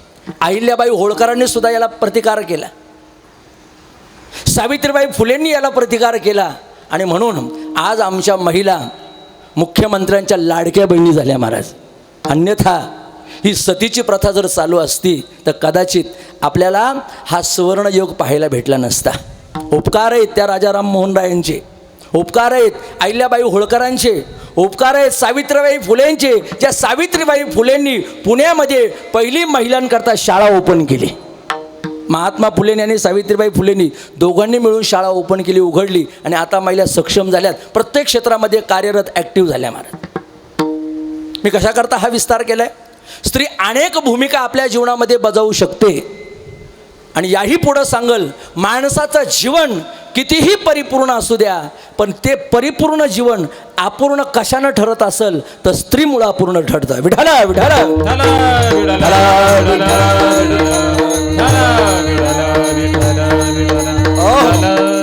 अहो, शिवाजीरावांना विचारा. आता तुम्ही शिवाजीरावांना विचारा, पत्नी गेल्यानंतर काय दुःख होतं. या लेकरांना विचारा, आई गेल्यानंतर काय अवस्था निर्माण होते. त्या मुलींना विचारा, ताई कीर्तन संपल्यानंतर त्या पोरींना भेटा, त्यांच्या गळ्यामध्ये बिलगून रडा आणि विचारा त्यांना आई गेल्यानंतर काय दुःख प्राप्त होतं. अरे पोरगा पोलीस जरी असेल ना, आर्मीमध्ये जरी असेल ना, शेवटी त्याला सुद्धा त्या ठिकाणी सुखदुःख आहेतच ना. जगामध्ये निष्काम भावनेनं प्रेम करणारा व्यक्तिमत्व जर कोण असेल तर ते फक्त आईचं प्रेम राहतं. म्हणून मन पडले फुलात फुल जायचं आणि जगात प्रेम आईचं. आईसारखं प्रेम नाही आहे. या आईनं अनेक भूमिका निभावल्यात. कधी मुलीची भूमिका, कधी बहिणीची भूमिका, कधी पत्नीची भूमिका, तर कधी आईची भूमिका. विठाला विठाला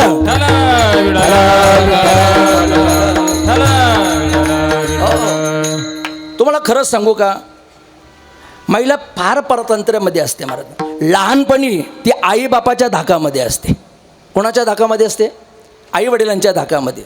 तरुणपणामध्ये ती पतीच्या धाकामध्ये असते आणि म्हातारपणामध्ये मुलाबाळांच्या धाकामध्ये असते. स्त्रीचं जीवन म्हणजे काचेचं भांडे. आई फार नाजूक वाक्य वापरतोय मी. या भांड्याला जर तडा गेला ना महाराज, हिच्या चारित्र्याला जर तडा गेला ना, तर नाही जग स्वीकारत, नाही जग स्वीकारत.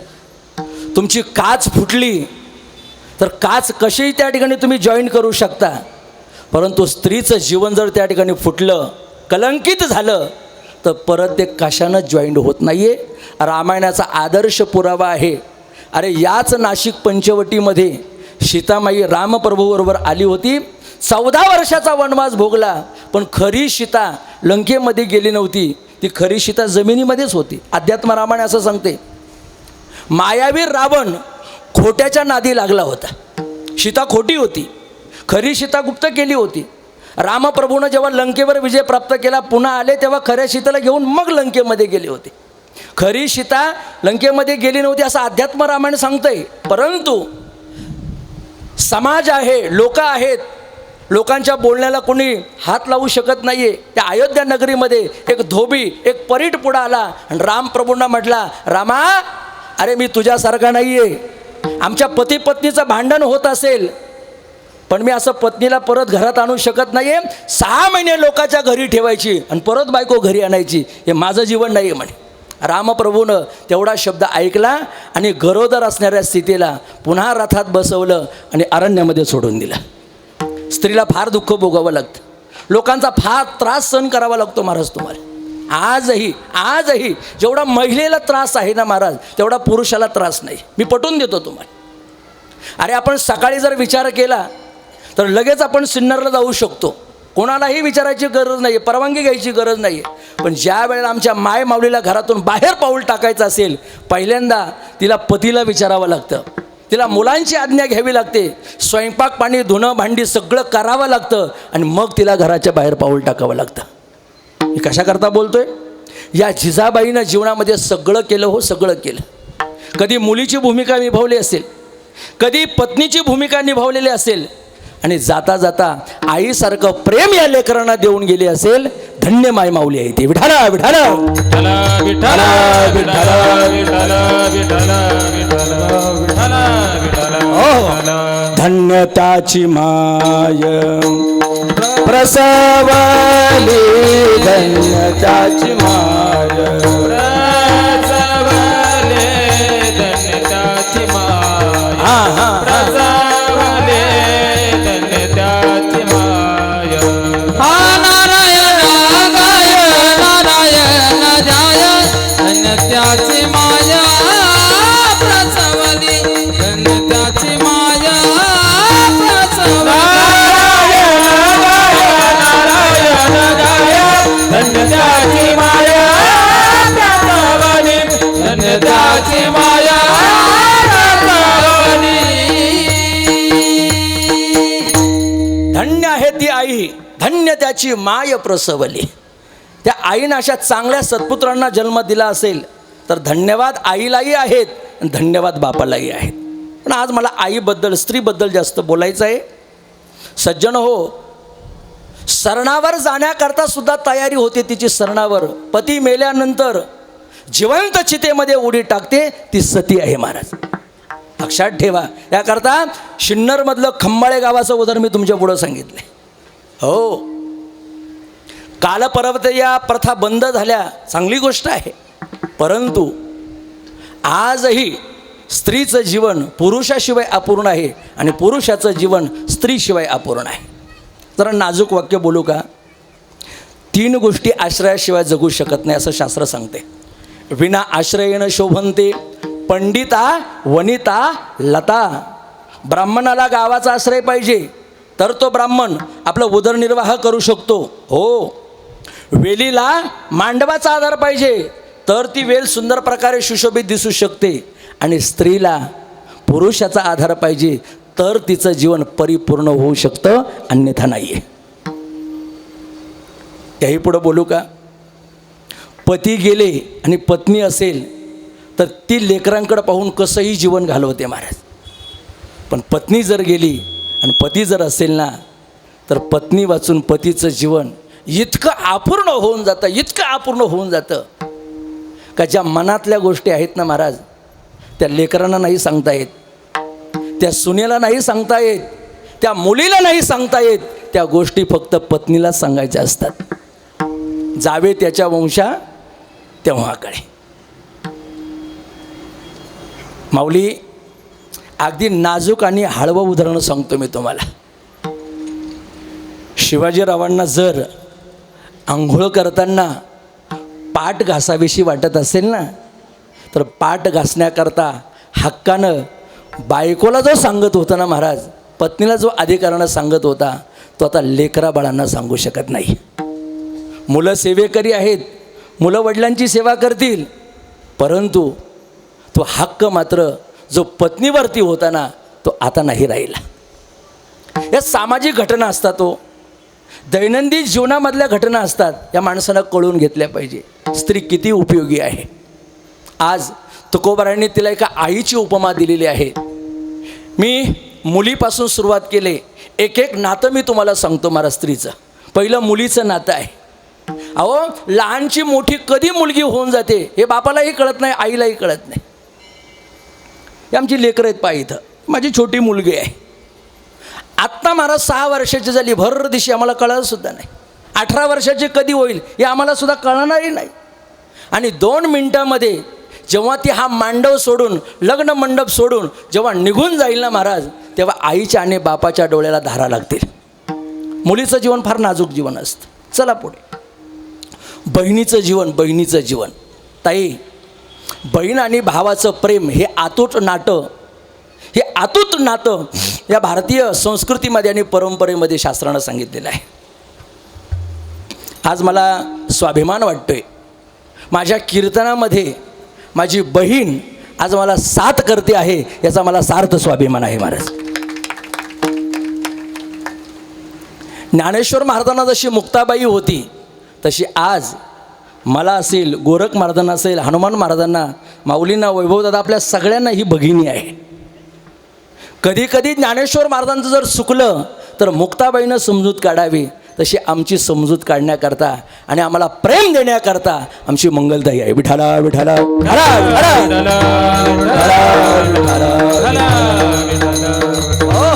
हे असंच नातं आम्ही तयार केलं आहे महाराज.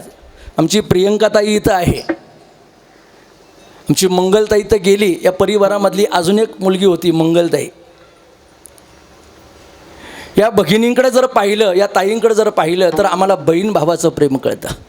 तोंडे परिवार असेल, आव्हाड परिवार असेल, गतीर परिवार असेल, खम्माळा असेल, दोडी असेल, हे सगळे आमचे रक्ताचे नाते तयार झालेत मला, रक्ताचे नाते. इसे समझो ना रेशम का तार भैया, मेरे राखी का मतलब है प्यार भैया. अरे, बहीण भावाचं नातं फक्त पैशा करताच असतं असं नाही आहे गड्यांनो. बहीण भावाचं नातं कधीतरी प्रेमाकरताही असतं, कधीतरी सद्भावने करता असतं. विचार नाही मी जास्त मांडणार, पुढे सरकतो. बहीण भावाच्या नात्याला जगात एकच उदाहरण देता येतं, ते म्हणजे मुक्ताईचं आणि ज्ञानेश्वर महाराजांचं. संपला माझा विषय. तीच बहीण कधीकधी पत्नीचं रूप घेते महाराज आणि संपूर्ण प्रपंच त्या पुरुषाचा चालवते. इथं बसलेले जेवढे बांधव आहेत ना, आपल्या सगळ्यांचा प्रपंच खंबीरपणे घरामध्ये जर कोण चालवत असेल तर ती आपली धर्मपत्नी आहे. माऊली खरंच सांगा, तुम्ही बाहेर पडल्यानंतर घरचा विचार करतात का? करतो आपण घरचा विचार. कुणी पाहुणे आले असतील का, कुणी नातेवाईक आले असतील का, आपल्याला काही विचार नसतो. परंतु जेव्हा आपण दोडीमध्ये एकमेकाला भेटतो, शिन्नरमध्ये एकमेकाला भेटतो, बाजारामध्ये आपल्या पाहुण्या रावळ्यांची भेट होते, तेव्हा पाहुणे सांगतात, पाटील काल गेलो होतो तुमच्या घरी, तुम्ही घरी नव्हते, पण तुमची पत्नी, तुमची बायको घरी होती. तुमच्या पत्नीनं इतकं आमचं आदर आतिथ्य केलं, इतकं स्वागत केलं, अहो जेवू घातलं, पोटभर त्या ठिकाणी खाऊ घातलं, 2 प्रेमाचे शब्द त्या ठिकाणी बोलली. आणि तुमच्या घराचं घरपण, तुमच्या घराचं लक्ष्मी पण खरं जर सांभाळलेलं असेल तर तुमच्या पत्नीनं सांभाळलं पाटील. एवढे 4 शब्द जर तुम्ही भर बाजारामध्ये ऐकले ना, तुमचं ऊर भरून येतं. बस मला बायको जी मिळाली, मला लक्ष्मी जी मिळाली ना महाराज, तर खऱ्या अर्थानं ती नारायण आणि लक्ष्मीची सारखी जोडी आहे, असं ऊर भरून येतं माणसाचं. पत्नी ही संकटाच्या वेळेला कळते महाराज, बायको ही संकटाच्या वेळेला कळते, एरवी बायको कळत नाही. विठाला विठाला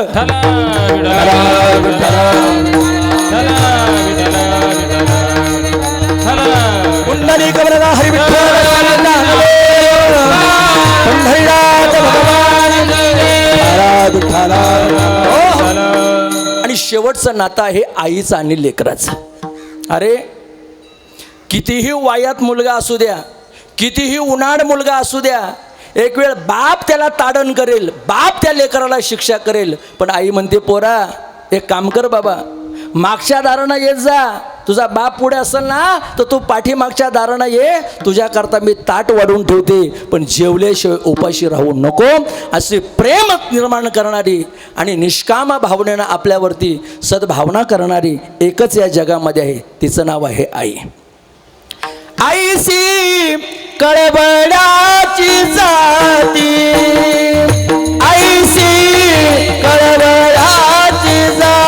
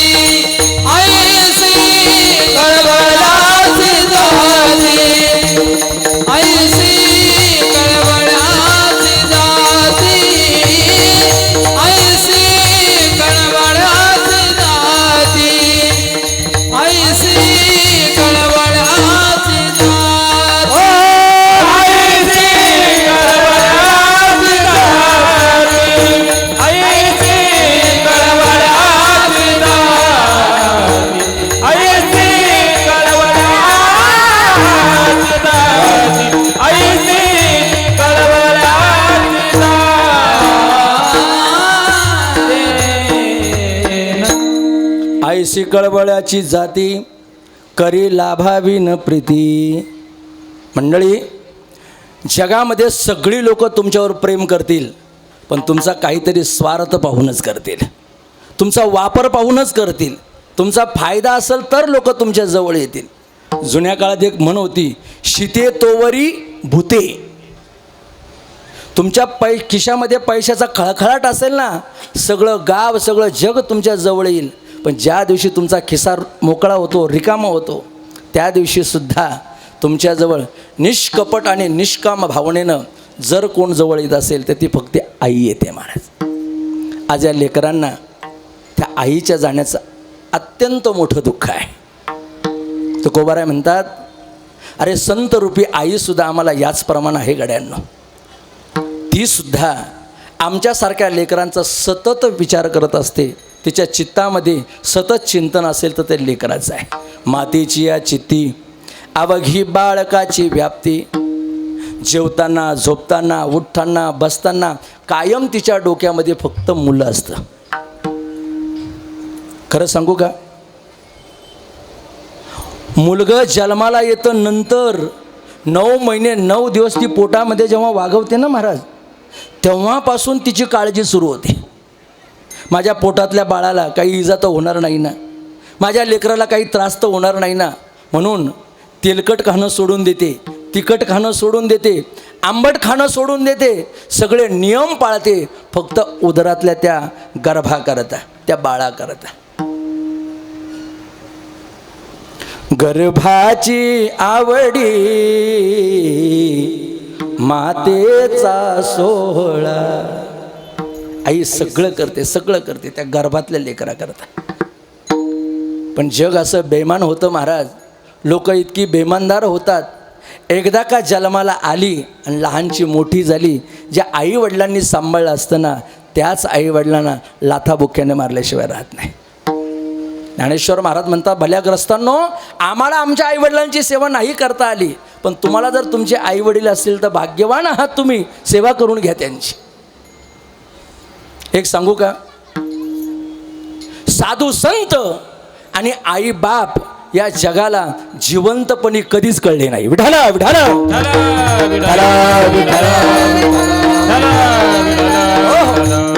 बाबा, खरं सांगा, आई वडील जिवंतपणी कळतात का लोकांना? साधू संत कळतात का? अरे स्वामी सुरेशानंद गिरीजी महाराज आज आम्हाला कधी कळाले? गेल्यानंतर. भगवान बाबा आम्हाला कधी कळाले? गेल्यानंतर. ज्ञानेश्वर महाराज कधी कळाले? गेल्यानंतर. आणि तुकाराम महाराज कधी कळाले? वैकुंठाला गेल्यानंतरच. जिवंतपणी त्यांच्या अंगावर आम्ही चिखल फेकला असेल, जिवंतपणी तुकाराम महाराजांची गाढवावरून धिंड काढली असेल, पण लक्षात ठेवा, जी माणसं एकेकाळी तिरस्कार करतात ना, तीच माणसं एकेकाळी पुरस्कार सुद्धा देतात. विठाला विठाला.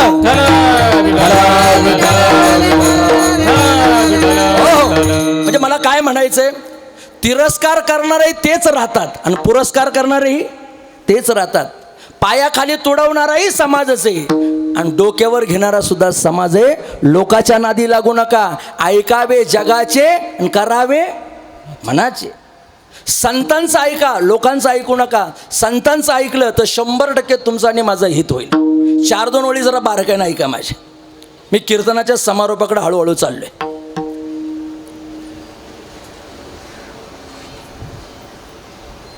ज्या विद्यार्थ्याला शाळेमध्ये चांगले मार्क्स मिळावे असे वाटत असतील, त्यानं गुरुजींचं ऐकलं पाहिजे. ज्याला आपली बिल्डिंग चांगली व्हावी असं वाटत असेल, त्यानं इंजिनियरचं ऐकलं पाहिजे. ज्या माणसाला आपल्या शरीरामधले आजार दूर व्हावे, बरे व्हावे असं वाटत असेल, त्याने डॉक्टरचं ऐकलं पाहिजे. लग्नाच्या आधी कोणाचं ऐकलं पाहिजे? आईवडिलांचं ऐकलं पाहिजे. आणि लग्न झाल्यानंतर ते का सांगावं लागणार आहे का? पण कल्याण करून जर घ्यायचं असेल ना, तर साधू संतांचंच ऐकलं पाहिजे. साधू संतांचं ऐकल्याशिवाय आपलं कल्याण होणार नाही. तुकोबाराय म्हणतात, त्या संतांचा आणि माझा हा जो जिव्हाळा आहे, हा जो संबंध आहे, तो आईप्रमाणे आहे. मातेची या चित्ती अवघी बाळकाची व्याप्ती. महाराज, इतकी आई लेकराला त्या ठिकाणी सांभाळते का वेळ प्रसंगी आपला देह जरी गेला तरी सुद्धा त्याची ती पर्वा करत नाही. देह विसरून जाते आणि सर्वस्व काळजी लेकराची करते. दुसरं चरण. देह विसरे आपुला, देह विसरे आपुला, देह विसरे आपुला, देह विसरे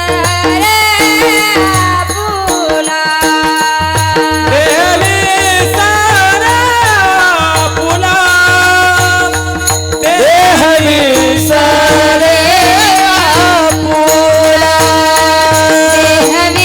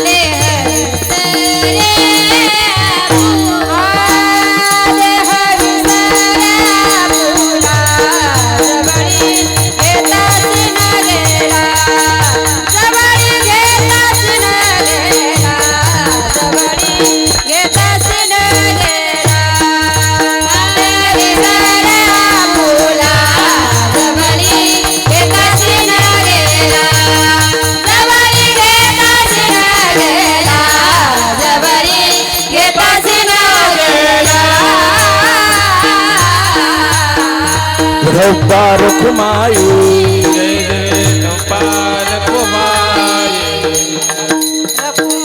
जय देवी ढोबार कुमाई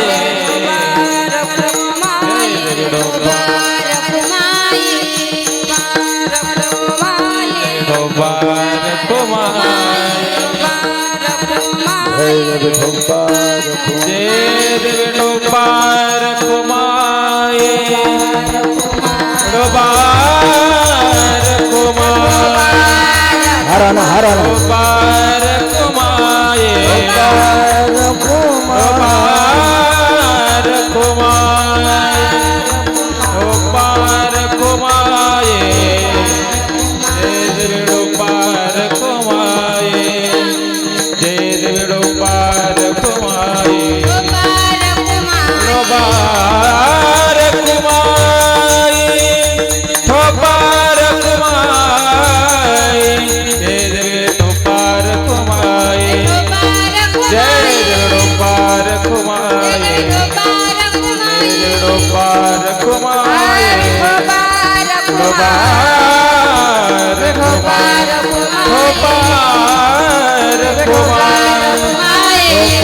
कुमाई जय ढोबार कुमाई ढोबार कुमाई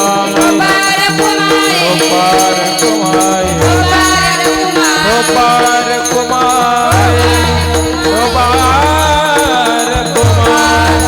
ढोबार कुमाई ढोबार कुमाई जय ढोबार कुमाई जय ढोबार कुमाई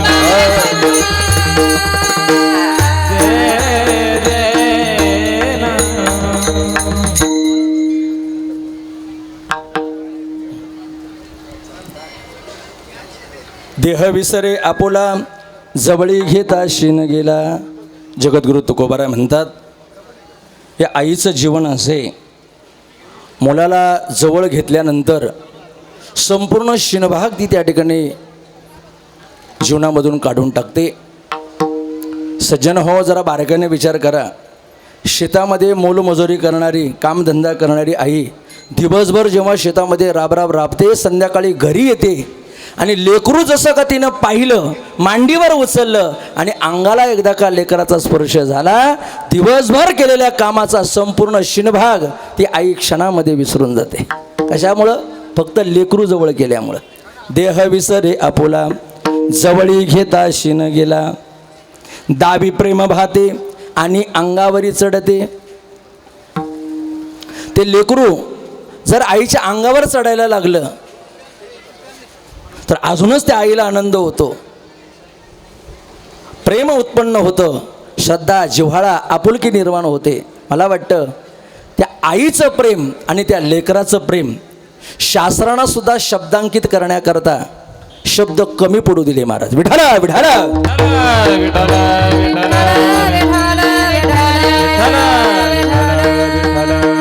पुंडलिक वरदा हरी विठ्ठल श्री ज्ञानदेव पंढरीनाथ भगवान विठाला विठाला विठाला.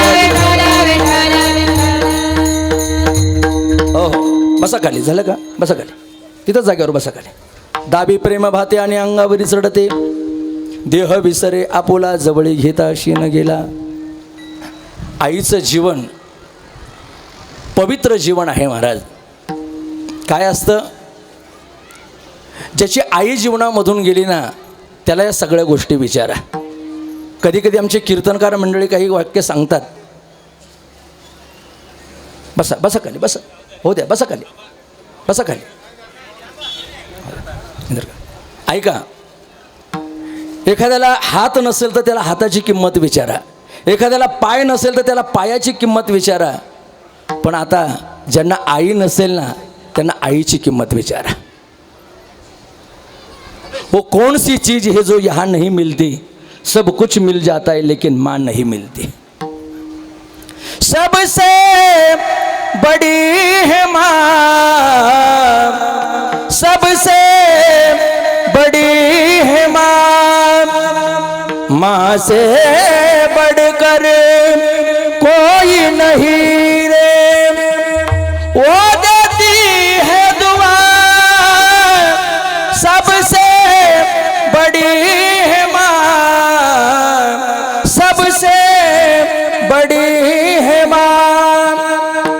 जगामध्ये सगळ्यात मोठं दैव जर कोण असेल तर ती आई आहे महाराज. म्हणून शास्त्रानं सुद्धा पहिला अधिकार कोणाला दिले असेल तर मातृदेवो भव, नंतर पितृदेवो भव. पहिली आई आणि मग वडील. मुलगा चांगला निर्माण झाला तर आईचं नाव निघतं, बापाचं नाव निघतं. अहो हा रमेश रावांसारखा चांगला पोरगा कोणाचा? शिवाजी पाटलांचा, जिजाबाईंचा. नितीन दादांसारखा आर्मीमध्ये लढणारा पोरगा कोणाचा? तर जिजाबाईचा, शिवाजीरावांचा. या आव्हाड परिवाराचं नाव, या कुळाचं नाव. आई वडिलांमुळे ही लेकरं रोशन करू शकतात. सुशिलो मातृपुण्येनं पितृपुण्येनं उदारतः. आई वडिलांचं पुण्य असेल तर मुलं चांगली जन्माला येतात. सुशिलो मातृपुण्येनं पितृपुण्येनं चतुरता, उदार वंश पुण्येनं आत्मपुण्येनं सौभाग्यता. भाग्यवान मुलं स्वतःचं भाग्य घेऊन येतात. लात मारेल तिथं पाणी काढण्याची ताकद तरुणांमध्ये असली पाहिजे. मन, मेंदू आणि मनगट एकत्र करून जर तुम्ही जिद्दीनं लढलात तर तुम्ही पोलिसही होऊ शकता आणि तुम्ही आर्मी होऊ शकता. या लेकरांनी जिवंत उदाहरण डोळ्यासमोर ठेवलंय. काय करू शकत नाहीत पोरं.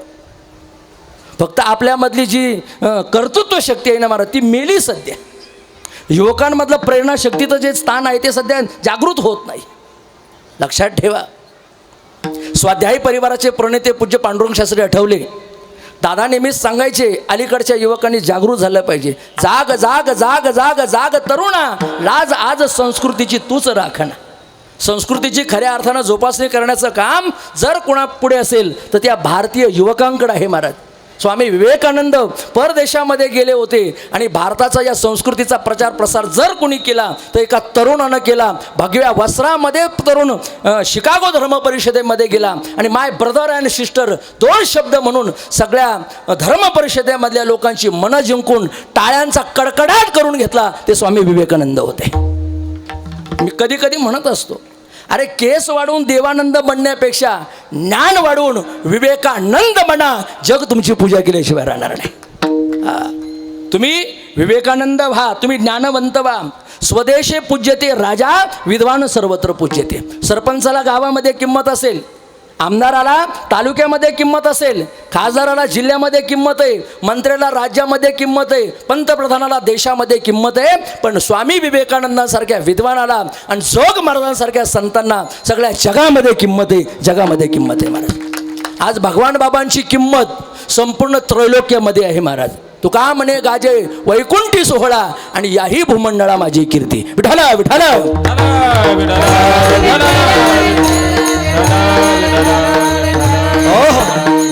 श्रोते हो, हा सगळा विस्तार आणि विचार मी एवढ्या करता मांडलाय.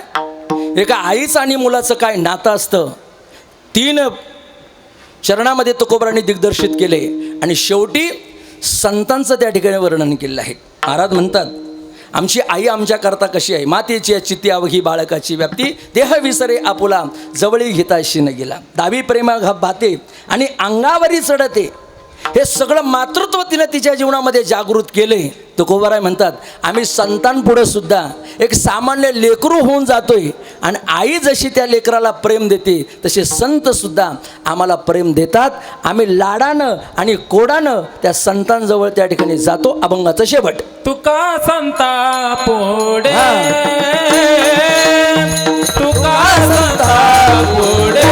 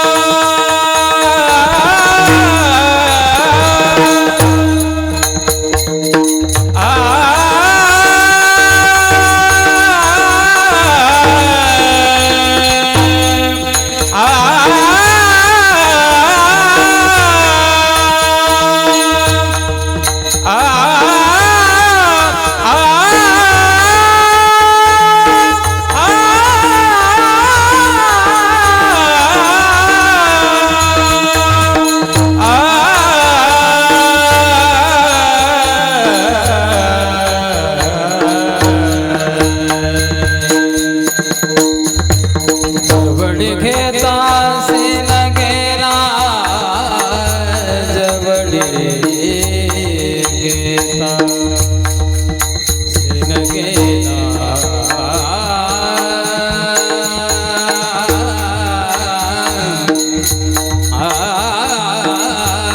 जवळी घेता सीन गेला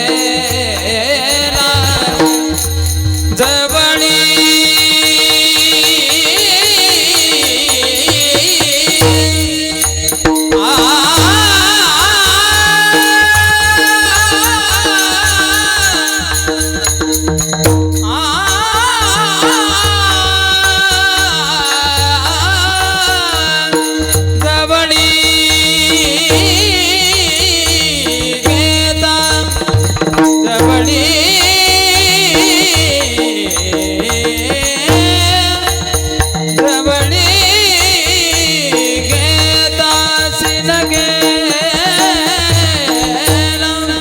जवळी घेता सीन गेला जवळी घेता सीन गेला देह विसरे आपुला देह विसरे आपुला ज्ञानेश्वर माऊली ज्ञानराज माऊली तुकाराम ज्ञानेश्वर माऊली माऊली ज्ञानेश्वर माऊली ज्ञानराज माऊली तुकाराम ज्ञानेश्वर माऊली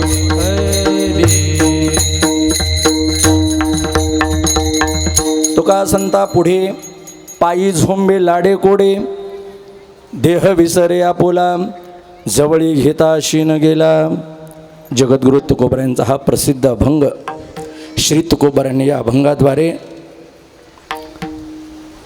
संतत्वाला मातृत्वाचं त्या ठिकाणी उदाहरण देऊन या जगामध्ये संत किती महत्त्वाचे आहेत आणि आई किती महत्त्वाची आहे हा उत्तम सुयोग साधण्याचा प्रयत्न केला.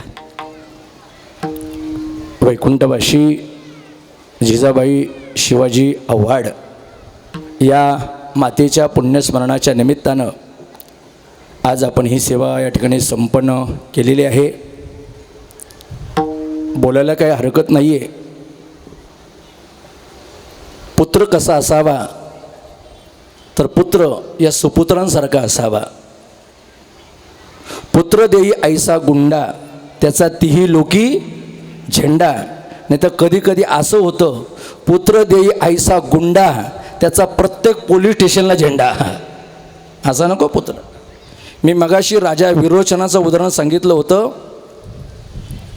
गरोदर अवस्थेमध्ये त्या विरोचनाची पत्नी म्हणत होती भली होई सती नाही गई विरोचन के साथ ऐसा पुत्र पैदा किया प्रभू पसारे हात. आपल्याला मुलं जन्माला घातल्या जातात पण संस्कार दिल्या जात नाही आहे. प्रल्हादाला आईनं संस्कार दिले. अनेक संत महात्म्यांना त्यांच्या मातापित्याने संस्कार दिले. आपणही आपल्या लेकरांना संस्कार द्या. आपली मुलं या मुलांसारखा आपला शेवटचा सोहळा साजरा केल्याशिवाय राहणार नाहीत. याजसाठी केला होता अट्टाहास शेवटचा दिवस गोड व्हावा. फार अट्टाहास केला महाराज यांनी. जेव्हापासून ही सेवा दिली तारीख दिली तेव्हापासून आमचे नितीन दादा असतील रमेश दादा असतील आमचे पंढरनाथ पाटील तोंडे असतील हा आव्हाड परिवार सारखे संपर्कामध्ये राहिले. महाराज आमच्या मातेचा सोहळा चांगला साजरा करायचा आहे. लोकांचं सुद्धा आपल्याला या ठिकाणी उन्हापासून रक्षण करायचं आहे. लवकरात लवकर कीर्तन सेवा आटपून घ्यायची. 12च्या आतमध्ये सगळं आटोपलं पाहिजे.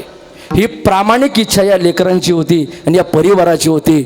आपण सर्वांनी आपल्या केलेल्या या उन्हापासूनच्या संरक्षणाकरता त्यांचं कौतुक म्हणून जाता जाता टाळी वाजवली पाहिजे. महाराज खरंच AC कूलर फॅन लावून या ठिकाणी मंडपाचं छत आपल्यावरती देऊन डेकोरेशन सुंदर त्या ठिकाणी केलं आणि एक प्रकारे त्या आईला आदरांजली तिलांजली वाहण्याचं काम या सुपुत्रांनी केलं. जेवढं त्यांचं गुणगान गावं तेवढं कमी आहे. असं म्हणतात ना सदरक्षणाय आणि खलनिग्रणाय दृष्टाचं निर्दळन करावं आणि सज्जनाचं संरक्षण करावं हे पोलिसाचं काम असतं. आणि मायभूमीची माय देशाची सेवा करण्याचं कामसुद्धा आमच्या आर्मीतल्या जवानाचं असतं. माऊली रोज माणसानं दोघांचं स्मरण करून झोपा बरं. एक ज्या शेतकऱ्याने अन्न तयार केले त्या शेतकऱ्याचं स्मरण करून त्या ठिकाणी झोपा. आणि ज्या जवानामुळं ज्या शूरवीरामुळं आम्ही आज संरक्षितपणे घरामध्ये आहोत त्या जवानाचं सुद्धा स्मरण करा आणि देवाचं स्मरण करता करता आपलं जीवन घालवा. निश्चितच आपलं कल्याण झाल्याशिवाय राहणार नाही. मी पुन्हा एकदा या मातेच्या चरणी ही सेवा समर्पित करतो. जे काही बोललो आहे ते माझ्या वारकरी शिक्षण संस्थेचं आहे. जे काही चुकीचा शब्द असेल तो माझ्या बुद्धीचा दोष आहे. किंबहुना तुमची केले धर्मकीर्तन सिद्धी गेले एत माझे जे उरले पायिक पण. सिन्नर तालुका हा कीर्तन ऐकण्याकरता तरबेज तालुका आहे बरं का. आम्ही महाराष्ट्र फिरतोय. कुठल्या परिसरातले श्रोते कसे असले पाहिजे याची जाण आम्हाला चांगली आहे. सिन्नर तालुक्यातले श्रोते हे अगदी चोखंदळ आहेत, डायमंड श्रोते आहेत, राजहंसासारखे आहेत महाराज. चांगलं चांगलं घेणारी मंडळी आहेत. म्हणून अत्यंत जाणीवपूर्वक सद्भावनेनं आपण या ठिकाणी आलात, या मंडपाची शोभा वाढवलीत, या दुःखामध्ये सहभागी झालात. आपल्या सर्वांचं मी व्यासपीठावरून या ठिकाणी आभार व्यक्त करतो. एक 2-3 दिवसापूर्वी महाराष्ट्र शासनानं आम्हाला राष्ट्रीय आध्यात्मिक पुरस्कार दिला. मंडळी खरं सांगू का,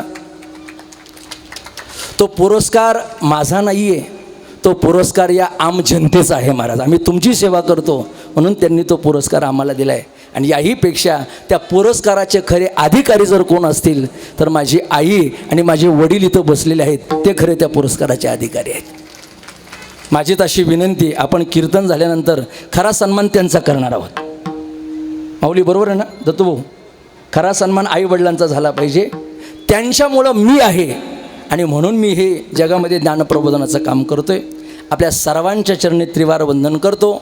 या गंधर्व सभेला धन्यवाद देतो आणि मी आपली रजा घेतो. 12 वाजलेले आहेत. गरुड पुराणाचा असा नियम आहे, दुपारी 12 वाजता पितरांना त्या ठिकाणी नैवेद्य पोचला पाहिजे. आम्ही तर 11:30लाच थांबणार होतो, पण थोडासा विलंब या ठिकाणी कार्यक्रमाला झाला. 10 ते 12 आपण बरोबर केले.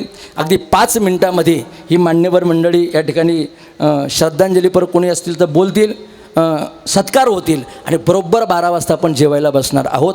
सर्वांनी या ठिकाणी याची नोंद घ्या. निवृत्ती ज्ञानदेव सोपान मुक्ताबाई एकनाथ नामदेव तुकाराम. निवृत्ती ज्ञानदेव सोपान मुक्ताबाई एकनाथ नामदेव तुकाराम. विठाल जी जी विठाल, जय जय विठाल जी जी विठाल, जय जय विठाल जी जी.